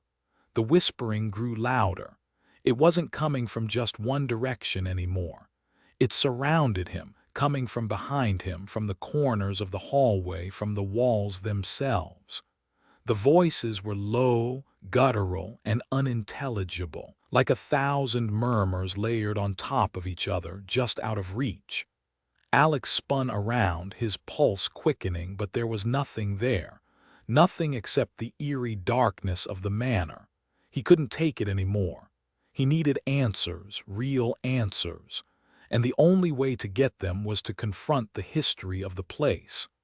The next morning, Alex decided to search the local archives. He wasn't sure what he was hoping to find, but he needed to know more about Blackwood Manor. He needed to understand what had happened here, and why it was happening to him. The history of the house had to hold the key to whatever force was tormenting him. The local library was a quiet, dusty building, filled with the scent of old books and time-worn pages. The librarian, a frail woman with graying hair, led him to the archives, where rows of old documents, newspapers, and town records sat in tall, narrow cabinets. Alex began sifting through the materials, his eyes scanning through the yellowed pages of records, hoping for any clue that would explain the dark presence that haunted Blackwood Manor. It wasn't long before he found what he was looking for. Among the old newspaper clippings and estate records, one article caught his eye. The headline was bold and unsettling. The Whitmore family and the tragic history of Blackwood Manor. Alex's heart skipped a beat. The name Whitmore was familiar. He had seen it mentioned in the records Miss Holloway had left behind. The article detailed the rise and fall of the Whitmore family, the original owners of Blackwood Manor. The family had been wealthy and influential, their names synonymous with power and luxury in New Orleans. But the article quickly turned darker as it delved into the family's more esoteric practices. The patriarch of the Whitmore family, a man named Aldrich Whitmore, was said to have been involved in occult rituals and dark magic. He was rumored to have been a practitioner of necromancy and other forbidden arts, with a particular obsession for summoning entities from beyond the mortal realm. According to local legend, Aldrich Whitmore had performed a ritual in the manor's basement in an attempt to summon an ancient being, a malevolent force that would grant him eternal life and power. The article described how, after the ritual, strange things began to happen in the manor. Tenants and guests reported eerie occurrences, objects moving on their own, shadows flickering at the edges of their vision, and whispers echoing through the halls. But the most disturbing accounts were the disappearances. Over the years, members of the Whitmore family, as well as several servants, had vanished without a trace. No one could explain it. Aldrich Whitmore himself disappeared one night, his body never found. Some believed he had been consumed by the entity he had summoned. Others believed that he had become part of it, his soul trapped in the very walls of Blackwood Manor, feeding the entity's power. The article ended with a chilling warning. The manor's curse lives on, fed by the fear and despair of those who reside within its walls. The entity waits, growing stronger with each passing year. Alex's mind spun as he read the final lines. An entity. Was this what Miss Holloway had been warning him about? The same force that had haunted the Whitmore family. He felt a cold shiver crawl up his spine as the weight of the truth began to sink in. The entity that haunted Blackwood Manor wasn't just a supernatural presence. It was a creature that thrived on fear, on the terror of its victims. And Alex was now part of its cycle. He was feeding it with his own fear, his own confusion. He had been chosen, just like the others before him. His stomach twisted into a tight knot. He was trapped. There was no way out, not unless he could break the cycle. But how could he escape an entity that had been growing stronger for over a century? How could he stop it? His thoughts were interrupted by a soft sound, a knock. It came from the hallway, distant but unmistakable. Alex froze. His pulse raced, his heart thundering in his chest. He hadn't heard the knock at the door. It wasn't a knock at all, it was a call. He knew what he had to do. He couldn't run. He couldn't ignore it anymore. The entity had been feeding on fear for over a century, and now it was feeding on him. But maybe, just maybe, there was a way to fight back. Alex sat in his room, his mind racing with thoughts of escape. He had tried to follow the rules. He had obeyed, at least on the surface, but the house was changing him.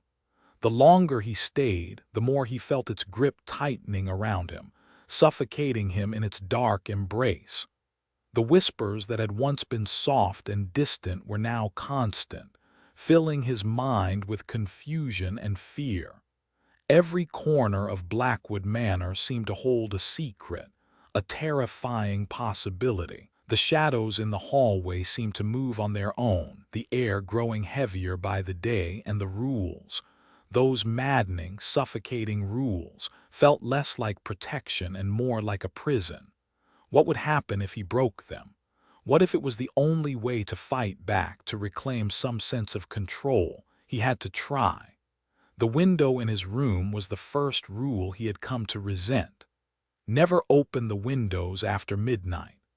It seemed trivial, almost absurd, but as the days went by, it had begun to feel like a symbol of his growing helplessness. The house was alive with its own twisted logic, and the more Alex followed its rules, the more powerless he felt. What if breaking one rule, just one, would be enough to break free? The clock on his nightstand ticked away, its rhythmic ticking counting down the minutes until midnight. The whispers seemed to grow louder, more insistent, and Alex's breath quickened. He had no idea what to expect, but his desperation had pushed him to the edge. He couldn't just sit there and wait to disappear like all the others. He couldn't be a prisoner in this house any longer. As the clock struck 12, Alex stood up from the bed, his heart pounding in his chest. He could feel the tension in the air, the thick, oppressive weight of the house pressing against him. He looked at the window, the old glass dark and opaque in the dim light of the room. The faintest trace of moonlight filtered through the curtains, casting long shadows across the floor. Taking a deep breath, Alex approached the window. His hand trembled as he reached for the heavy curtain, pulling it aside. For a moment, the world outside was nothing but a void, a black expanse of darkness. The trees that lined the property were little more than dark silhouettes, and the lawn beyond seemed to stretch endlessly into the unknown. With a quick motion, Alex opened the window. The cold air rushed in immediately, far colder than it should have been. The chill was sharp and biting, as though the very air itself was trying to push him back, to warn him. His fingers numbed as he gripped the windowsill, the cold sinking into his bones. He leaned out, his gaze scanning the darkness outside, but there was nothing but the empty void of the night. But then in the distance, just beyond the reach of the manor's lights, he heard it, a voice. Alex. The voice was faint at first, carried on the wind, but it was unmistakable. His name. The hairs on the back of his neck stood on end. He froze, the blood in his veins turning to ice as the voice called his name again, louder this time. Alex. His heart pounded in his chest as he jerked his head to the side, looking down at the street below, but there was no one there. No figure in the shadows, no movement in the dark. Only the vast, empty yard stretching out before him. The night was still, unnaturally still. Alex leaned farther out the window, squinting into the dark, his breath misting in the cold air. But again there was nothing. Just the void. Alex, come outside, the voice called again, softer now, almost pleading. His pulse raced, the urge to pull back from the window was overwhelming, but he couldn't look away. The voice, the sound of it, seemed so familiar, almost too familiar. How did it know my name? Alex's heart hammered in his chest as he strained to hear more, but the voice didn't come again. Instead, the temperature in the room dropped. A cold draft rushed past him, and the air seemed to grow thicker, heavier. A sudden flash of movement caught his eye, but when he turned to look, nothing was there. The shadows seemed to stretch, elongate, reaching toward him from the corners of the room. He could almost feel them pulling at him, like tendrils of darkness, trying to drag him into the void. His breath caught in his throat as his eyes snapped back to the window. The night outside was no longer still. A shape stood at the edge of the yard, shrouded in darkness, too far away to make out any details. But the figure was there. It's watching me. The shadows inside the room crept closer, moving with a mind of their own. The corners of the room darkened, and the air felt colder than it ever had before. The whispers grew louder, swirling around him, now almost deafening, like 1,000 voices speaking all at once. What have I done? Alex's legs trembled as he pulled the window shut, the cold air rushing out in a gust as he slammed it closed. His hands were shaking violently, the blood rushing in his ears. He backed away from the window, his body frozen in place. The whispers didn't stop. They only grew louder, swirling around him in a chaotic cacophony of words he couldn't understand. Suddenly, the room felt too small, the walls pressing in on him as the temperature dropped even further. The shadows in the corners of the room seemed to stretch longer, darker, as if they were alive. The house felt like it was closing in on him, like it was suffocating him from all sides. "You shouldn't have done that," a voice whispered from behind him, cold and guttural, sending a shock of terror through him. Alex spun around, his heart in his throat, but there was no one there. The room was empty. He could feel the cold press against his skin, the icy fingers of the house reaching for him, closing in.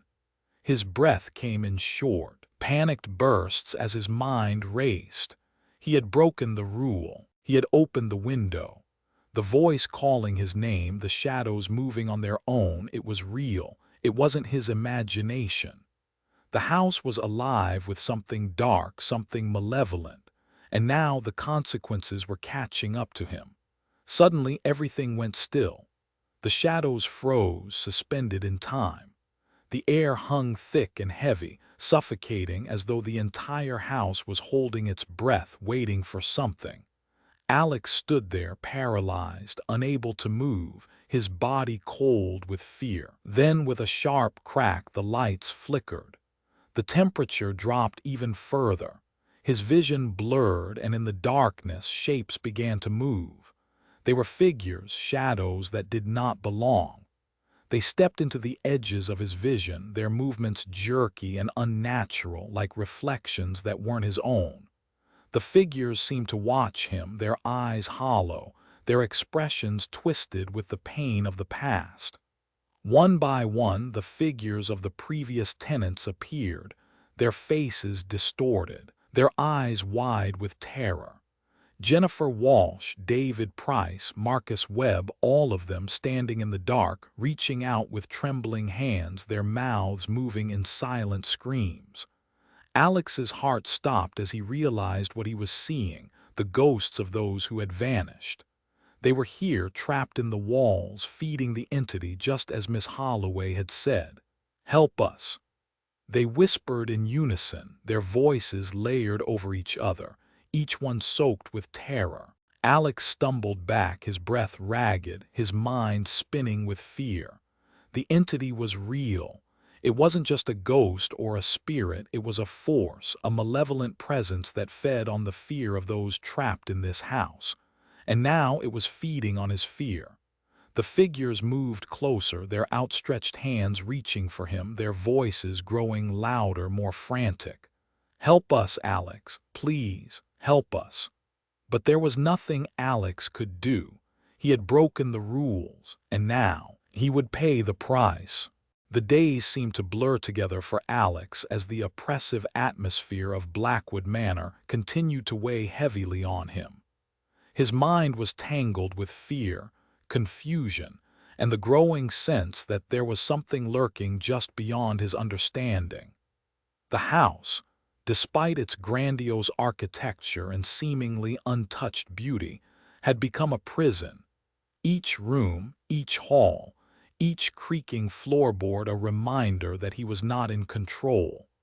The rules were his only lifeline now, but they were starting to feel less like protection and more like a trap. He had broken one already, the window. What would happen if he broke another? The fear of the unknown gnawed at him, threatening to consume him from the inside.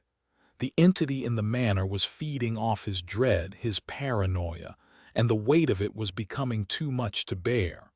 That night, as Alex lay in bed, trying to drown out the whispers in his mind, a sound broke through the stillness of the manor.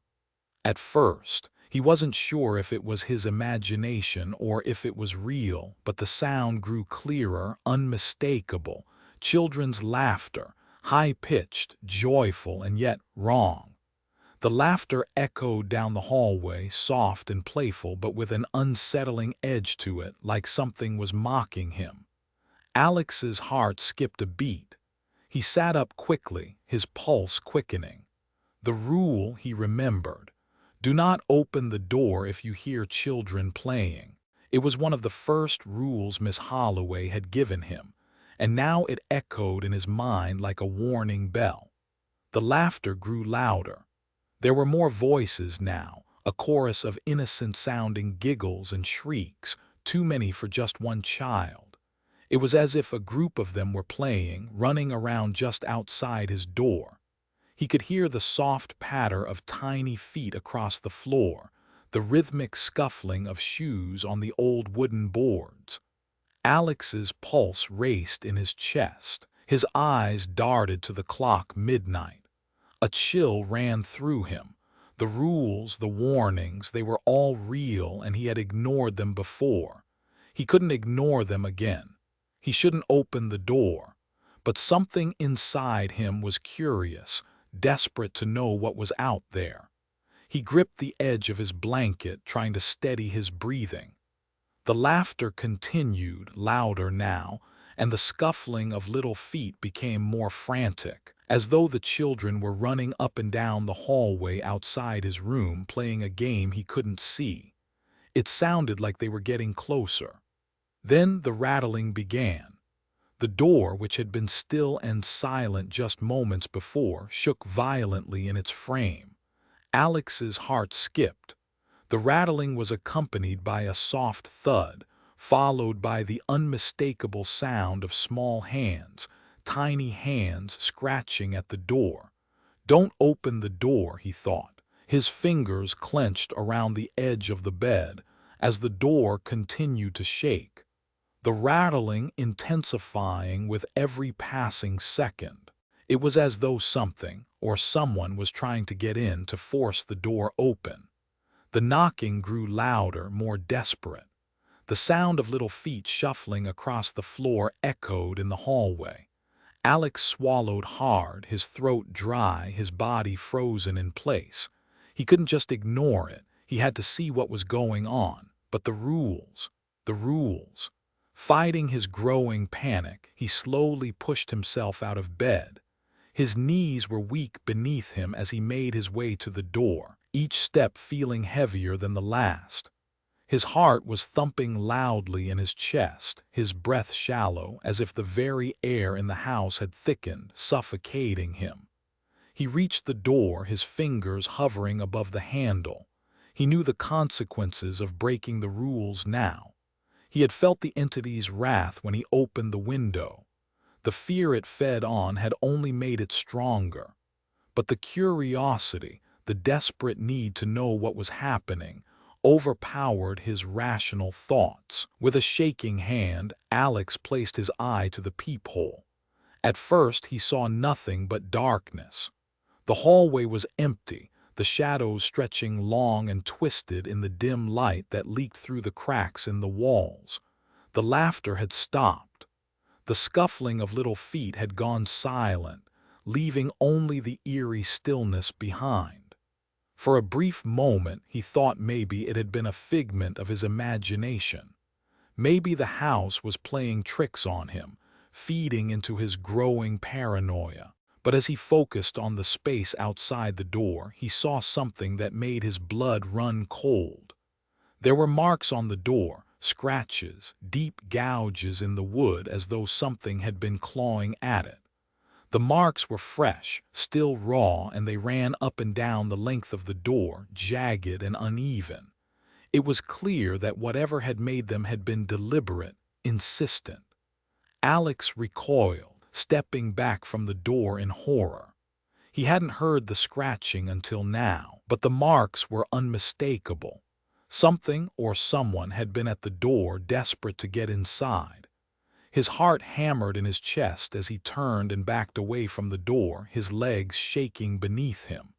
His mind raced with the implications. Children's laughter, little hands scratching at the door. It wasn't normal. It couldn't be. And yet there it was, clear and undeniable. The door rattled again, the scratching intensifying. Alex's skin prickled with the sense that he was not alone, that something was there on the other side of the door waiting for him to make the wrong move. The darkness beyond the door felt alive, as though it was drawing him in, pulling him closer. "It's testing you," a voice whispered in the back of his mind. "It wants to see if you'll break." The room felt colder, the shadows deepened. The whispers, faint at first, grew louder in his mind like a chorus of voices all speaking at once. "Leave. Open the door. Break the rules." Alex shook his head, his breath coming in short, ragged bursts. He couldn't do it. He couldn't open the door, not again. The knocking continued, but now it wasn't just knocking. It was banging, insistent, as if something was demanding to be let in.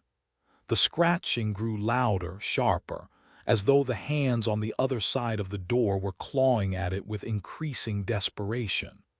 With a surge of fear and adrenaline, Alex turned and ran, not stopping to look back. He dashed toward the corner of the room, his chest heaving as his mind raced. He didn't want to know what was on the other side of that door. He didn't want to know what would happen if he did open it. But deep down, Alex knew he couldn't ignore the entity forever. It was already watching him, testing him, pushing him to his breaking point. The house was alive with its power, and the more Alex fought it, the stronger it became. The scratching stopped, but the unease in the air only deepened. The shadows stretched longer, closer, and the whispers were louder now, almost deafening. "Do you hear us, Alex? We're still here." Alex sank down to the floor, his body trembling, his mind spiraling into a whirlwind of terror and confusion. The house had crossed a line, and he wasn't sure how much longer he could survive inside it. Alex could feel himself unraveling. Every day, every night, Blackwood Manor seemed to close in on him, its walls creaking with secrets, its shadows stretching farther and farther into the corners of his mind. The terror that had once been an occasional sensation was now constant, an undercurrent of dread that he could never escape. He was never alone. No matter how still the house seemed, no matter how quiet it became, the presence of something dark, alive, lingered just beyond his vision, the rules. He had followed them as best as he could, and yet nothing seemed to change. Miss Holloway was gone. The whispers grew louder. The entity had tested him in ways he couldn't even comprehend, and every day he feared it was getting stronger, but still he stayed. He had no choice but to stay. The house had him now. He was part of its twisted cycle. One night, after another fruitless search through the manor's darkened halls, Alex returned to his room, his mind foggy with exhaustion and fear. The clock on his nightstand read 11:50 p.m. The house was quieter than usual, the weight of the silence almost unbearable. He sat on the edge of his bed, staring at the walls, wondering how much longer he could endure the suffocating presence of the entity. And then he heard it. A soft, broken sound like a quiet sob, a woman crying in the distance. At first it was faint, almost imperceptible, but it grew louder with every passing second. It wasn't the wind. It wasn't the house settling. It was someone, the sound of someone crying. A woman's voice, muffled but unmistakable. Alex froze, his blood running cold. The sound was so real, so raw. It echoed through the hallway outside his door, sending a shiver of dread through him. He could feel his pulse quicken, the fear building up in his chest. It wasn't the first time he had heard something strange at night, but this felt different. It felt alive. He hesitated. The sobbing grew louder, more frantic, desperate. It wasn't just crying anymore, it was pleading. The voice broke through the silence like a knife, sharp and unmistakable. "Please, please help me, I'm so scared." Alex stood up from the bed, his legs shaking beneath him. The voice was so close now. It wasn't outside, it was right outside his door. The desperation in the voice sent a pang of guilt and sympathy straight to his heart. It sounded like someone was trapped, like someone needed help, and that desperate plea was for him. "Please, I can't breathe, help me." The word struck Alex like a punch to the gut. His mind raced. Was it a ghost? Was it the entity taking on a new form, trying to lure him in? The voice sounded so human, so real, but Alex knew better. He had learned enough to understand that the entity could take on the forms of those it had consumed. It could mimic voices, distort them into something familiar, something comforting before it claimed you. He felt his body freeze, caught in the grip of indecision. The fear in the woman's voice was undeniable, but he had heard the rule over and over in his mind. The final rule. The one that Miss Holloway had emphasized the most. Never let anyone in after midnight. It had sounded simple enough, but now, in the face of the voice calling out to him from the hallway, it felt like a lifeline he wasn't sure he could grasp. Never let anyone in. It wasn't just a rule. It was a warning that had saved him once before, when he had ignored it and opened the window. The house was testing him again, and this time the test was more dangerous than ever. His heart pounded in his chest as the woman's voice continued to sob and plead outside the door. He could feel the cold air creeping under the door, the sense of something otherworldly pressing against the threshold. He could almost hear the shadows in the hallway stretching, gathering, waiting for him to make a mistake. Open the door. The voice called out again, its desperation growing. Please let me in. I can't take it anymore. I'm so scared. Help me. Alex's breath caught in his throat. His hands trembled at his sides as he reached for the door handle. Every instinct in his body screamed at him to open it, to reach out to the voice, to help whoever was out there. But the rule, the final rule, stopped him cold. He stared at the door, his fingers hovering above the handle. He felt the pull of the voice, like a thread tugging at his chest, urging him to give in. It would be so easy to open the door, to comfort the woman on the other side, to end the suffering. But he knew the entity was behind this. He had heard the stories. He had read the rules. The whispering shadows, the scratching at the door, the whispers of past tenants, all of it was connected. The entity fed on fear, and it had already started feeding on his. A cold sweat dripped down his forehead as he took a shaky step back from the door. The crying continued, more frantic now, the voice pleading louder, calling his name. The desperation in the voice made his heart ache. But he couldn't open the door, not now, not ever. Please, I'm right here, Alex. I'm here, just open the door. The voice was now a soft, guttural sob, barely recognizable, and yet the pleading never stopped. It was as if it was reaching into him, clawing at his very soul, trying to tear through the last vestiges of his resolve. Alex closed his eyes and gripped the edges of his bed, forcing himself to breathe deeply. No, he couldn't break the rules again. He couldn't let the entity in. He couldn't risk losing himself to it. His mind flashed back to Miss Holloway's warning, "Follow the rules, Alex, or you'll never leave." It was too late for her, but it wasn't too late for him. With every ounce of willpower, Alex turned away from the door. He stumbled back to the bed, his heart pounding, as the voice outside continued to sob and beg for his help. The temperature in the room dropped even further, the cold seeping into his bones.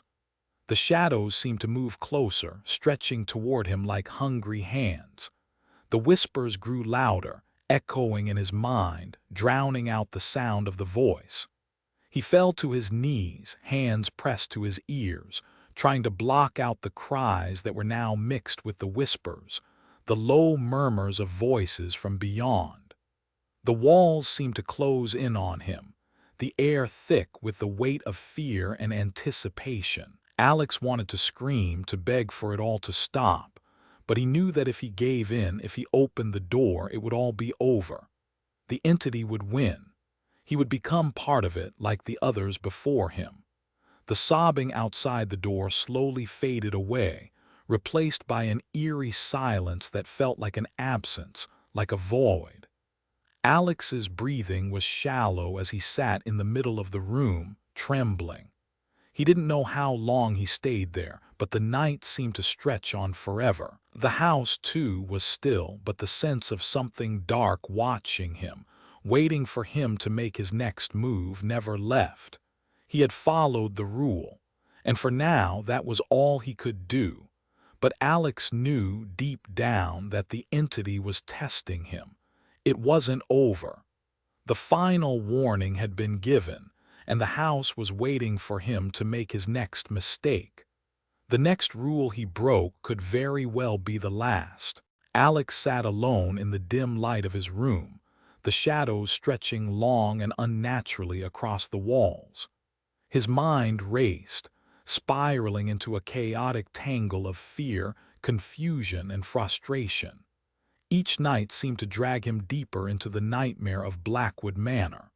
The whispers, the knocks, the children's voices, they all filled him with a sense of dread that was impossible to shake. The house had already taken Miss Holloway, and now it felt like it was slowly draining him too, feeding off his fear, his confusion, and his growing sense of guilt. His body ached from the constant tension. He had tried to follow the rules. He had obeyed, but it hadn't mattered.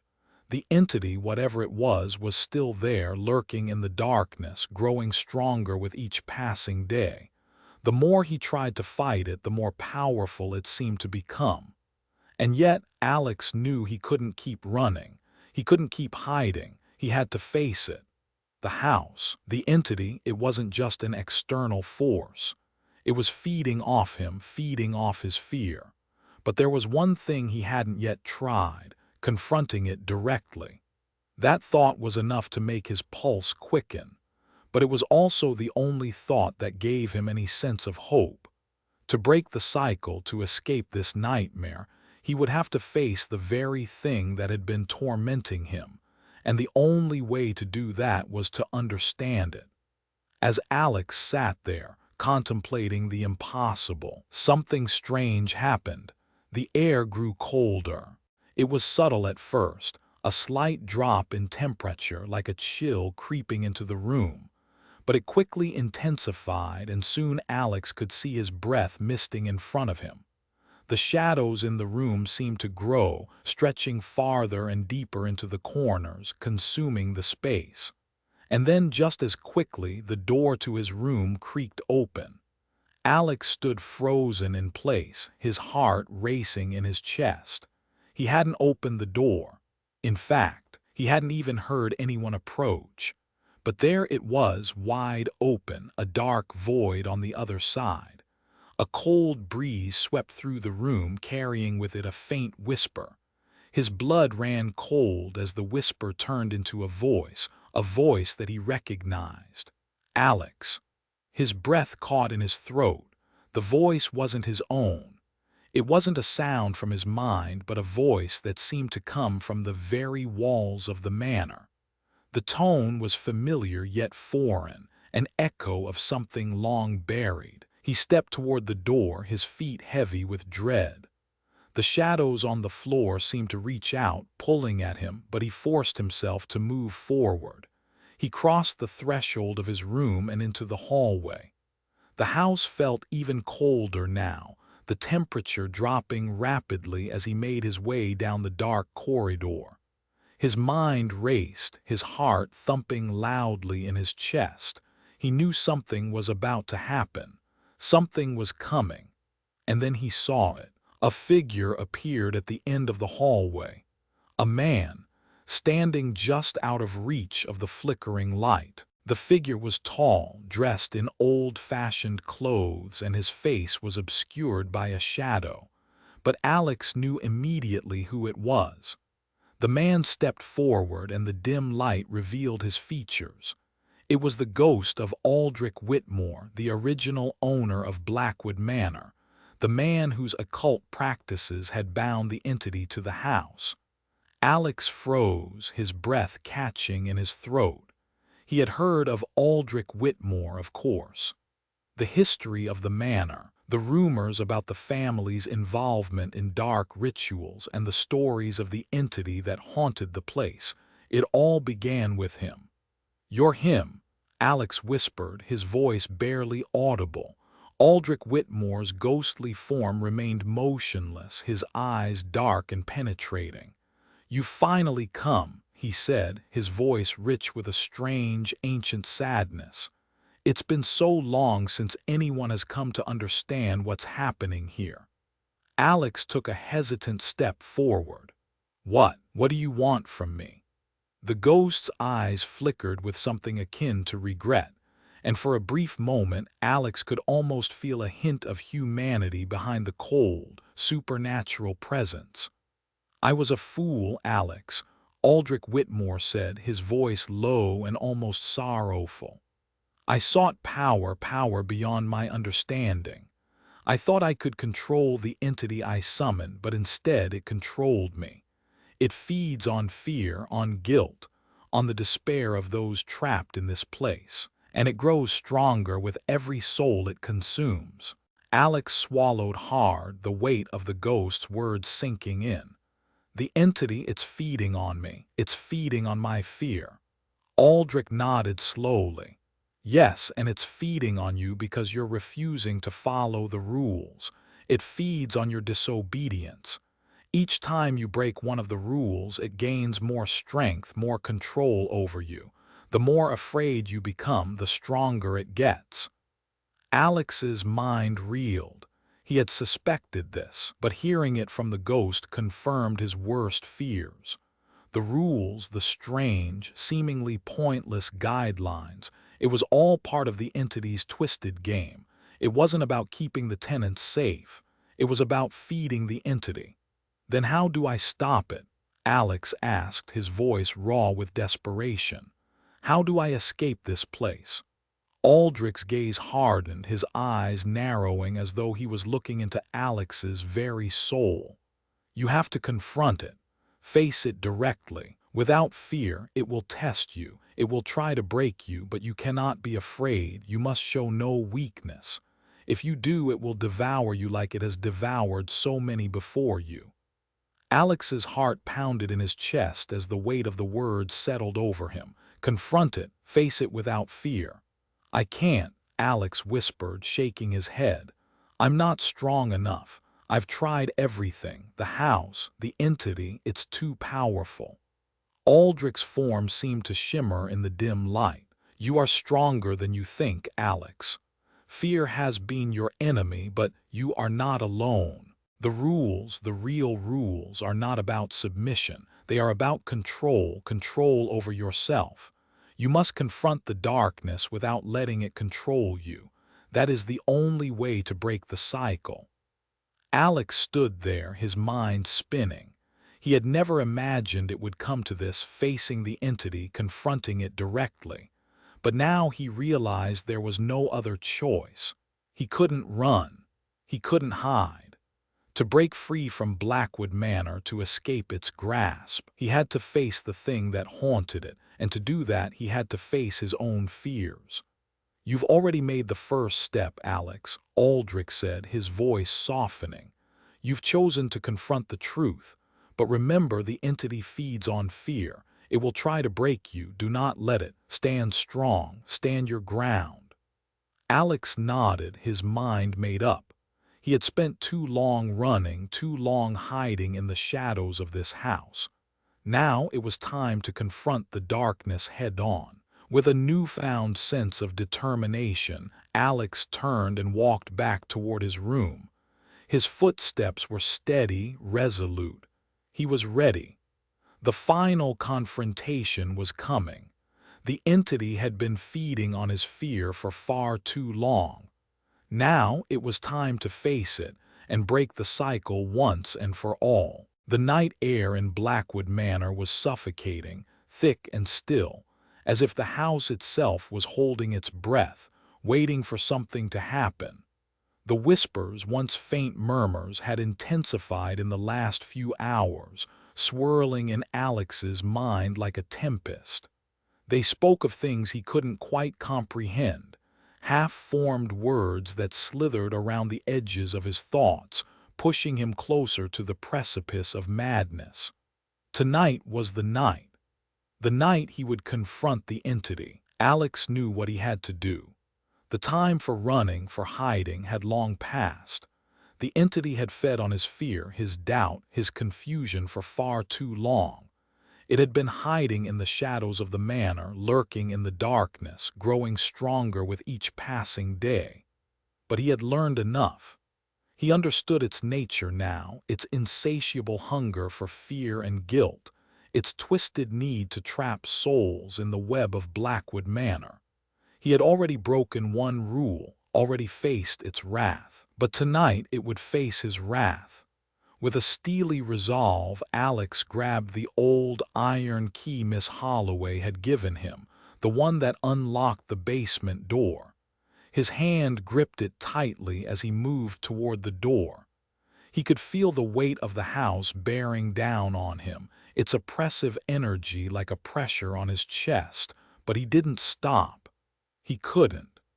As he descended into the basement, the air grew colder, the temperature dropping rapidly, until Alex could see his breath misting in the darkness. The sound of his footsteps echoed eerily in the silent hall, the groaning of the house surrounding him like a warning. The walls were damp, the concrete cold beneath his feet, and the air thick with dust and decay. The shadows seemed to stretch unnaturally, twisting and writhing as if the very fabric of the house was alive, alive with malice. The door to the basement creaked as he pushed it open. The darkness beyond was impenetrable, but Alex didn't hesitate. He stepped forward, into the abyss, his heart pounding like a drum in his chest. The moment his foot crossed the threshold, the temperature plummeted. A coldness like nothing he had ever felt before seeped into his bones, chilling him to the core. And then it happened. The basement seemed to shift. The shadows grew darker, more tangible, like they were pulling themselves from the walls, from the very earth beneath his feet. The air grew heavier, thick with an unnatural presence. And then, from the depths of the room, a form began to take shape. At first, it was formless, just a mass of shifting, twisting shadows that seemed to writhe and pulse in the darkness. But as Alex took a step forward, the shape solidified. It was no longer just a shadow, but something far worse, something alive. The figure rose before him, towering and grotesque, its form shifting and contorting as if it couldn't decide what it wanted to be. At its core there was a face, 1,000 faces, distorted and agonized, writhing within the mass of shadows. Eyes, mouths, twisted and grotesque, all staring at him, their expressions a mirror of pain and fear. Each face seemed to be screaming, calling out in torment, and Alex realized with a sickening jolt that these were the faces of the tenants who had disappeared over the years, the souls the entity had consumed, trapped forever within its twisted form. The figure loomed over him, its eyes flickering with malice, its presence oppressive, suffocating. Alex could feel its power, its hunger, pulsing through the air like a wave of cold, drowning him in despair. The voices, their voices, grew louder, overlapping, all speaking at once, whispering in languages he couldn't understand. The walls of the basement seemed to close in on him, the shadows moving closer, reaching out toward him like tendrils. "You're afraid," the entity's voice said, its tone a chilling mix of the many voices it had consumed, layered on top of each other. "I can feel your fear, Alex. You've been feeding me just like all the others before you. Fear is my sustenance, my power, your terror. It feeds me." Alex's body trembled, but his mind remained clear. The entity was powerful, but it was feeding on his fear. That was its true strength. And now he had to do what he'd been avoiding for so long. He had to face it without fear. He had to confront the entity, confront the darkness within himself, and break the cycle once and for all. "You don't scare me anymore," Alex said, his voice trembling at first but growing stronger with each word. "I know what you are. I know what you've done to the people who have come here, to the people who have lived here. You've trapped them, fed on their fear, and consumed them. But I'm not going to let you feed on me. I'm not going to give you that power." The entity hissed, its form shifting violently, the faces within it writhing in fury. It seemed to swell, becoming larger and more monstrous with each passing second. The temperature dropped even further, the cold cutting into Alex's skin like 1,000 needles, but he didn't flinch. He stood tall, his chest heaving with determination. "You're nothing but fear," Alex said, his voice growing louder, more confident. "You feed on guilt, on fear, but you're nothing without it. You're just a twisted shadow, a parasite. And I won't let you control me anymore." The entity let out a guttural roar, its form buckling and distorting in anger. The faces inside it screamed, their voices blending together into a deafening cacophony, but Alex didn't retreat. He couldn't. Not now. He had to break free.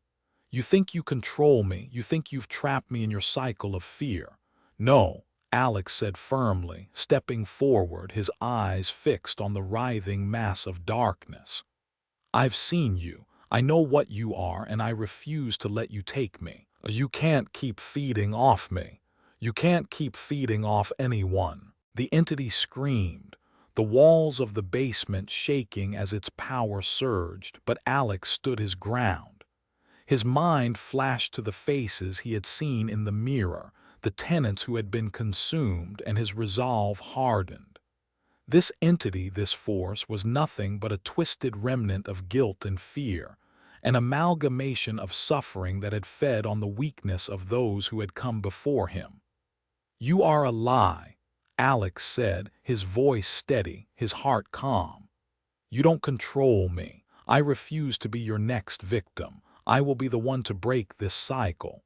The entity's form flickered, the faces distorting into a mask of rage.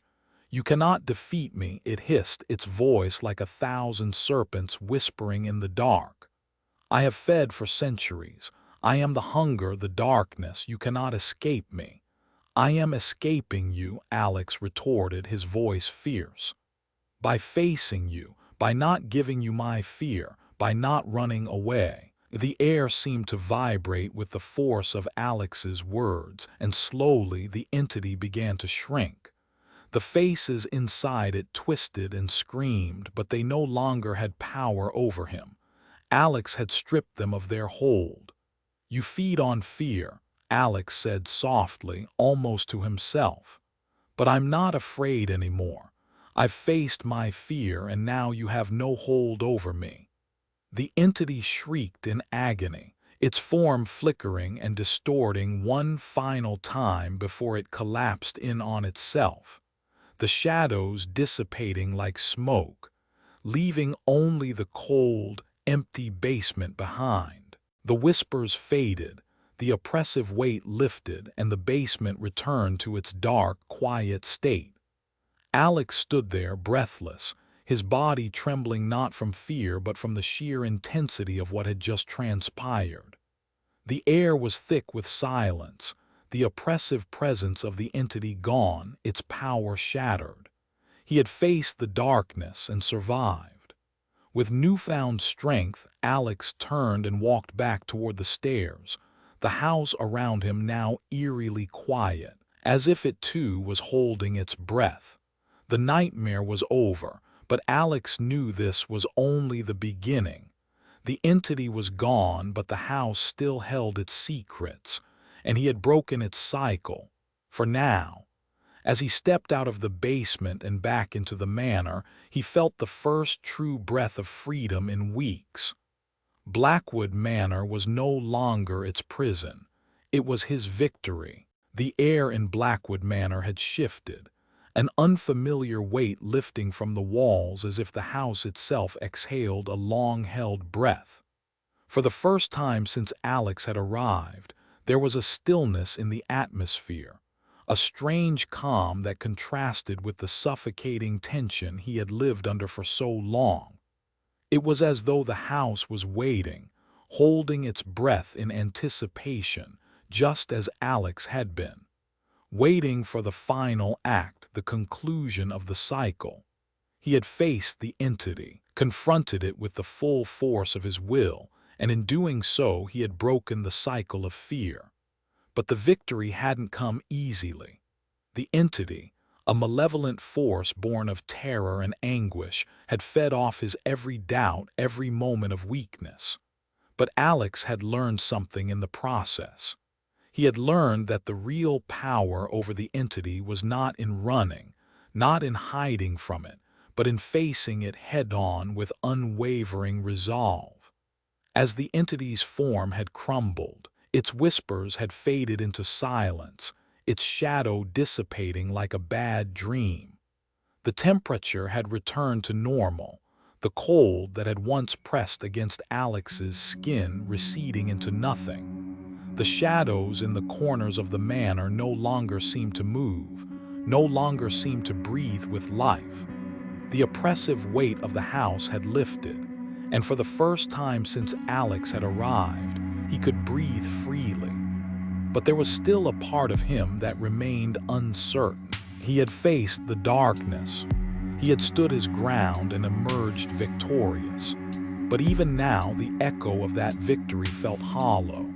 It wasn't just the house that had been changed, it was him. The experience had reshaped him in ways he didn't fully understand. Fear was a powerful thing, and though he had conquered the entity, he knew that the true battle was one that never truly ends, the battle against fear itself. As he stood in the now peaceful hallway of Blackwood Manor, Alex made a decision. He couldn't stay here any longer. This place, which had been his prison, now felt like his past, a dark chapter in a book he was ready to close. But even as he turned toward the front door, ready to leave the manor behind, the weight of his experience remained with him. It would always be with him, a lesson learned, a battle fought. The manor's door creaked open with a gentle push, the cool night air flooding in. Alex stepped out into the calm of the New Orleans streets. The weight of the house finally lifted from his shoulders. The once foreboding atmosphere of Blackwood Manor had transformed into something different now, peaceful. He stood there for a moment, taking in the quiet sounds of the world outside.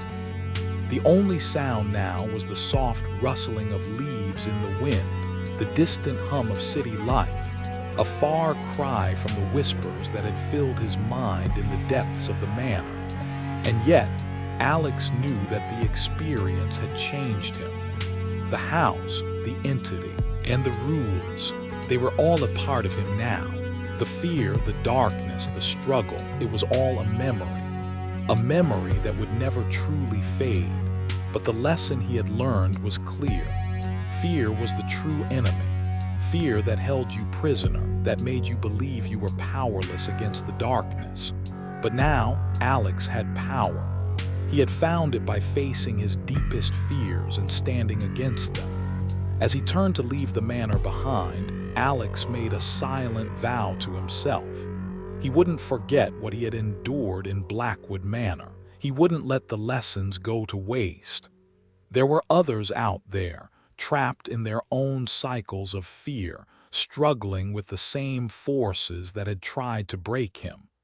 And he knew now, more than ever, that it was his calling to help them, to guide them, to show them that the true danger was never the entity.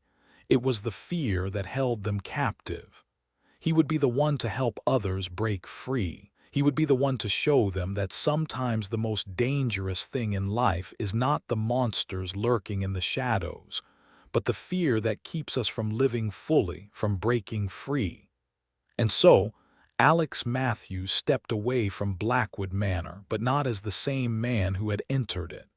He was different now, stronger, wiser. The fear that had once ruled him was gone, replaced by something far more powerful, defiance. The entity had fed on his fear, but now Alex would feed on the knowledge he had gained. And in the process, he would help others to reclaim their own power and break free from the cycle of fear. Blackwood Manor faded into the distance behind him, but Alex knew he would never forget it. The house, the entity, the rules, it was all a part of him now, but it was also in his past. The future, for the first time, was his to shape. And as the cool breeze swept through the streets of New Orleans, Alex's heart was light for the first time in weeks. He was free, and nothing, not fear, not darkness, could ever take that away from him again.